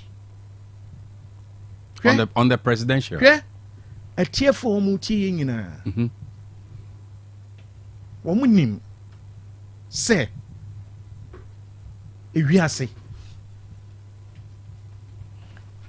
A basic asemwa babia ewa hunyanya. They know. They also know say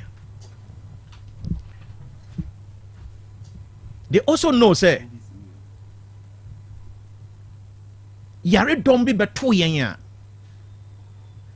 eboa ema efom ene sikasem eto ape. Almost him say, and to Kwabi Corso, Yanoso so Emma Riasia Sikasam, and on my Ghana Sikasam, and so Etwape.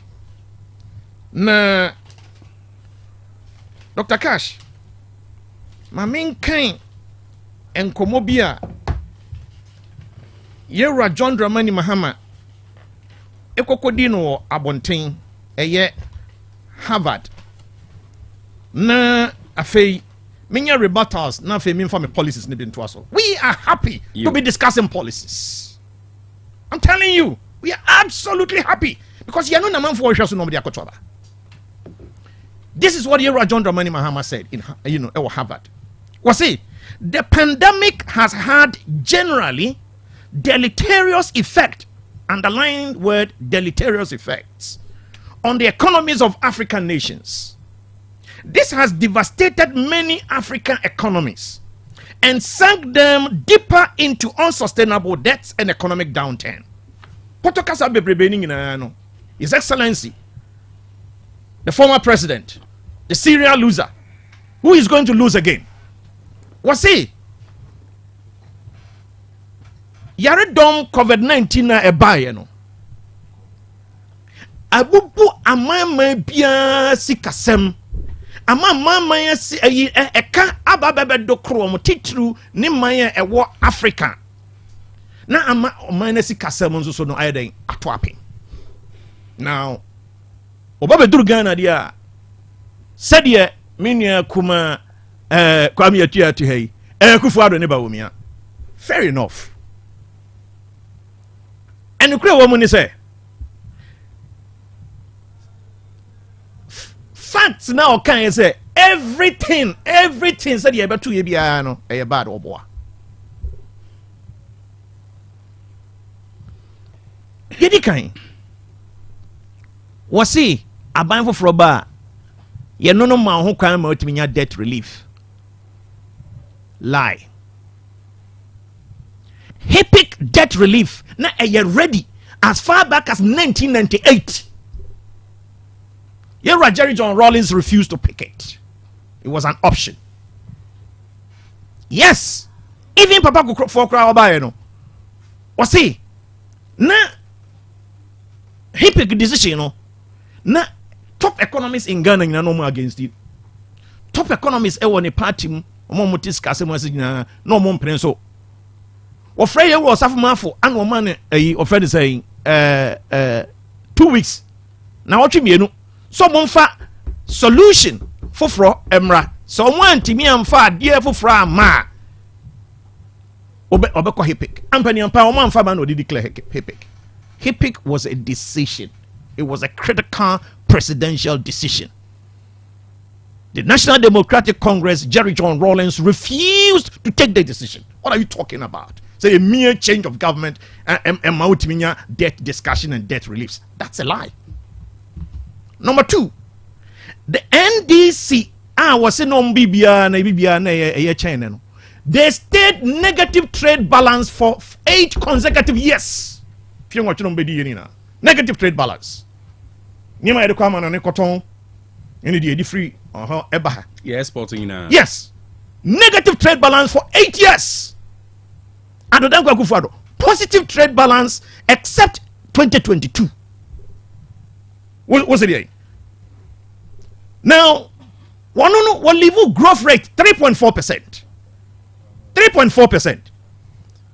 Economy this year a growth 4.7%. First quarter, second quarter 6.9%. Third quarter in Chenaba. Ama IMF a projected 3.5%. We're revising the growth rate to 4%. And I am here confident that we will be cruising towards 5%. And that will be bigger than our friend say, 3.4%. What are you talking about? What pencil agric a grow 2.8%. Yeah, baby. 20 average growth rate in agric from 2013 to 2016. Yes. Mr. Upenso, now Penso just say, John Mahama 2013, 2014, 2015, 2016. 2.8%. Adudango Akufo-Addo as at 2022, no grow 3.9%. Industry growth. Industry. Adudango Akufo-Addo as at 2022, now a 5% industry growth. John Mahama 3.3%. Per capita GDP. Say Oman Sika was ye cha. Di obi abenya. Yewa John Dramani Mahama de na $1,978. Adudango Akufo-Addo de $2,436 as at 2023. We see hey. You are speaking to a finance person out here now. John Muna, John Umsa, now to turn such a Umsa. What you say? Even covered by TNA, covered by I grow 0.5. 0.5. Yeah, 0.5. No, it was better than German growth, which was negative. Better than Italian growth, which was negative. Better than US growth, which was negative. Better than UK growth, which was negative. Better than Israel growth, which was negative. What are you talking about? After COVID. During COVID year 2020. Check the facts and figures. You are talking to a finance person.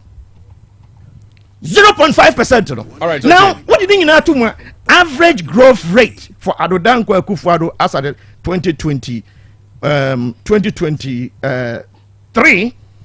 Average growth rate as at 2023 for Adodanko Akufo-Addo, was 3.9% compared to John Mahama's 2.9%. Please, this is just the teaser. The point is this. But your time is up to 8 minutes now, Madam. All right. Okay. Let me land on one policy. Exactly. All right. Now let me land on one policy because a finance needy can be cancer. Na kwame etu a one me panel no so all talk of finance no. I say ma chusu Mamudu Bawumia the policies no they related to sikasa mongwa. Okay. Yanunti me share cost of living. Now cost of living me put at me the idea back up and that is cost of energy. Yera John Dramani Mahama had the biggest opportunity in his life. Say ene anka our friend is saying electricity bill a utwan as a culture by half.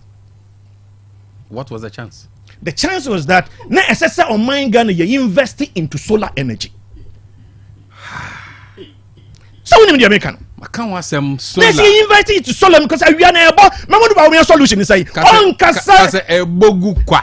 Mamudu Bawumia one kasa and kasa work problems in one.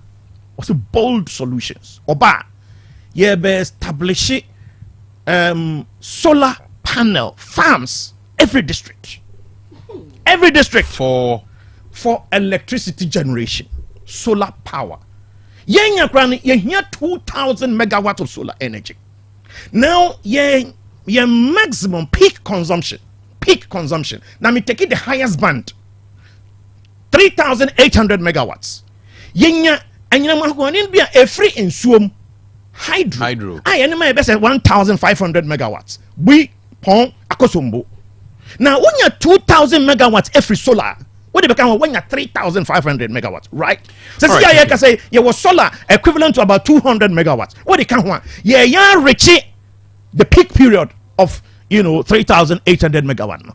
How come that if that gentleman, the Wally Adam Smith, that brilliant economist, that distinguished banker of international repute, Sir Brantena, where IMF, Sir Brantena, where Africa Development Bank, Sir Brantena, where Deputy Governor Central Bank, Sir Brantena, where Vice President for 8 years, he has bold solutions for this country. Not what they are talking about. They will talk about problems and lament, but they don't have solutions.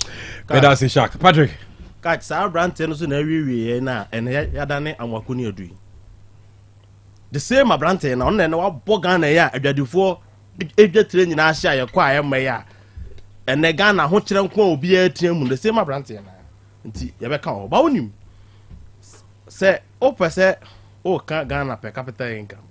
Now say per capita income across right. Yes, because adwuma o 2 new oil fields. And this na one you woni mo hwe wo ba na ben dada na me ka ne sekeke aben dada o mo ba na John Mahama mo boni tiri so no wa ye adwuma ma mo betena we see thank for we mu de ai la he India 8 years almost so man invest oil block no but yetimi ye adwuma ma mo ba na 2 oil blocks abeka on so straight away ye GDP e konsoro and who you so GDP need the calculate here because this is simple. And you are a finance person, you know this. But political communication again, time or year per capita no. Na san ko sa ye debt so and this time na Ghana ni bia ye check na obi adika 5,000 and Ghana ni bia adika 19,000 Ghana cedis and the one can count. I know the one can acquire ya won nge ato form odika almost 200 million ya wo to ho eson. I don't know the one can count. For no to I feel I say solar cash 8 years no better so na ewia mo Ghana on Alhaji ba me ane na do 8 years no ewia mo ana I feel na won say ewia bo a etimi de na cash so jeje ho ma no ewia na ebogu kwa enti 8 years ya e bon enti cash 8 years ewia mo Alhaji ba me awa hunu wo ye den enti abogu kwa ana mbongu kwa I don't know ose John Mahama na John Mahama so be so la ana mbisa na emongu kwa so 8 years no ewia dum wa Ghana na Ishak ana mbisa say within 8 years emongu kwa abogu afi wo na say Dabi ose John Mahama had the perfect opportunity say enkobeko into solar me wa wo to betra so 8 years ewia no ebogu in cash west ebogu kwa. But don't forget say amapanyin so a commission solar maybe can you solar natural solar no obi abo oye bi yen ye solar ni but air na sufficient. Yes. Okay. And you see you see so study energy. I mean I've taken time to read a lot about energy. I know one day me am never discuss energy because time I don't want to go there. All right. Solar no it is most expensive and it's and also reliable among all the generation powers no. And reliable. Reliable because I am natural. And won't even control global warming near the ade. And to would do any baby say, oh, Ariano, about average this. It's my plant is saying, Emma, let's say Ariana money we must say, over to be me. And the country be anywhere. The main source of power is solar. No country in the world and draw make a come on radio station be abuse. No country in the world. No country in the world. And not seeing the main source of energy. Hey, solar. And to say, you so 3,500. Oh, but you do 2,500 per count. I mean, how? Na sa usi area mwa cash yeti hey. Na ebia na napokum so ma solar wa hase nti ya mela on solar. And as you so ya tena se ya hydro no so. No, hydro megawatts na ye pen. Hydro there. And no thing I some body mama but you see because many would na we say na ukwa kosomu atema many na ye adwuma.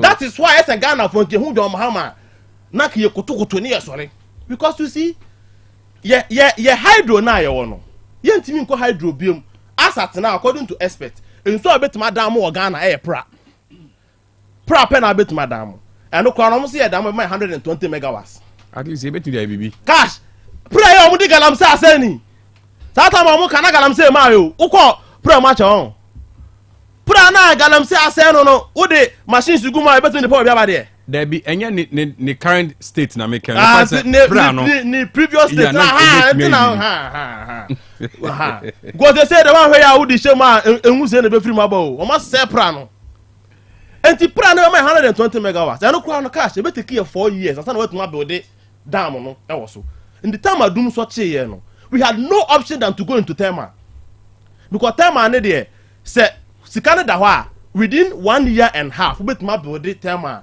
plant with 150 megawatts 120 megawatts so now your option say yeah the car power badges at the say Mary and the car power money bi no the I say generator can see a year movable ebeba near sa build the thermal plant that is what John Mahama did and solve doom so oh my goodness John Mahama did hey ni penny I don't know yeah man and can hear isusu yo John Mahama mo na mo say e bo ni trisu no ono unim say omo say seka say John Mahama so we dey be one so doom so omo boa afide na say that solely I want say machine si be tisi I used to fit akura dey be and say dey ni afino mutimi ka de kro yes say dey ni tino mutimi ka na ya ba bon tin yes yeah machine si ni bi o John Mahama dey ni bi and omo dey be si kumase afide omo ya hu hwenyi afo mtetire me John Mahama brought it was 6 yeah the 4 be kumase hey John Mahama say open no so doom so afide ba kwata ni fide ni bi da be si kumase afide din so hu MP before omo to ada ho yan fa nu si wo now o say o kan enema ye finance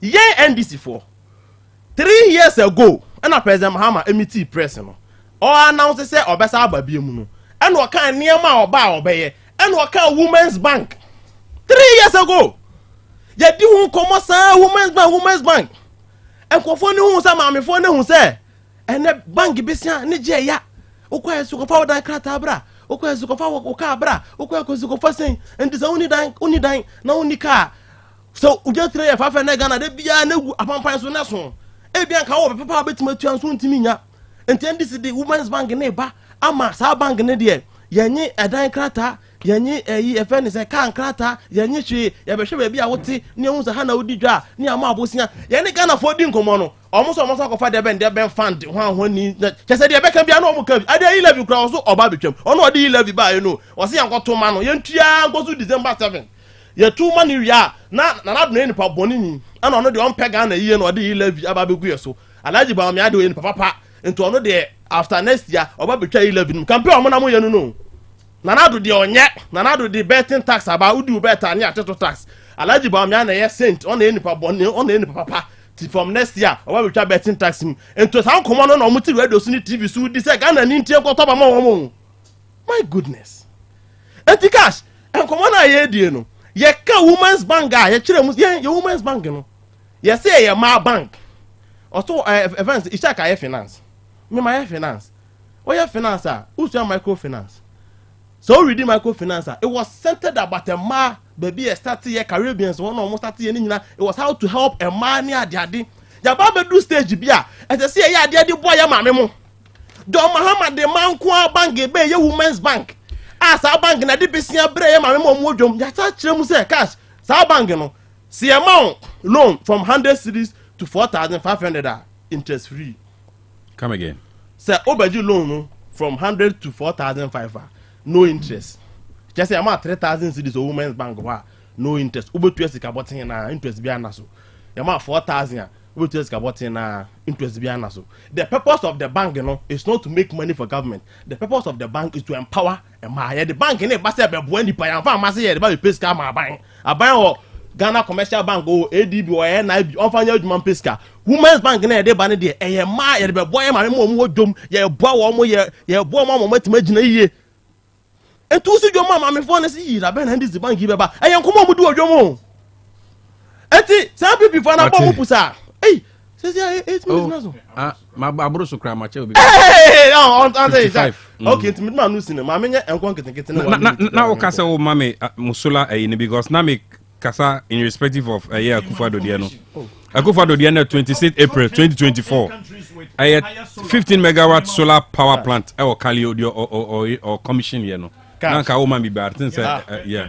But remember before say beko. Dabi Nanado na a commission sir. Cash. Me nyina ma. Me pa choma te. Before so be kasa be wie no. Me document be dem kan no ko. Oh me say just statistics. Me bo woni. Okay. Mame ka we na me nko. Kontem na me time aso. Ka ha ma te ase. Cash unim. Omo ne nam krom ha sei na yen de ye niso ade hunu e wo poetry ho aba no. Omo for omo de mai. E na omo nam e na omo tutum futuro gu amanfo ani.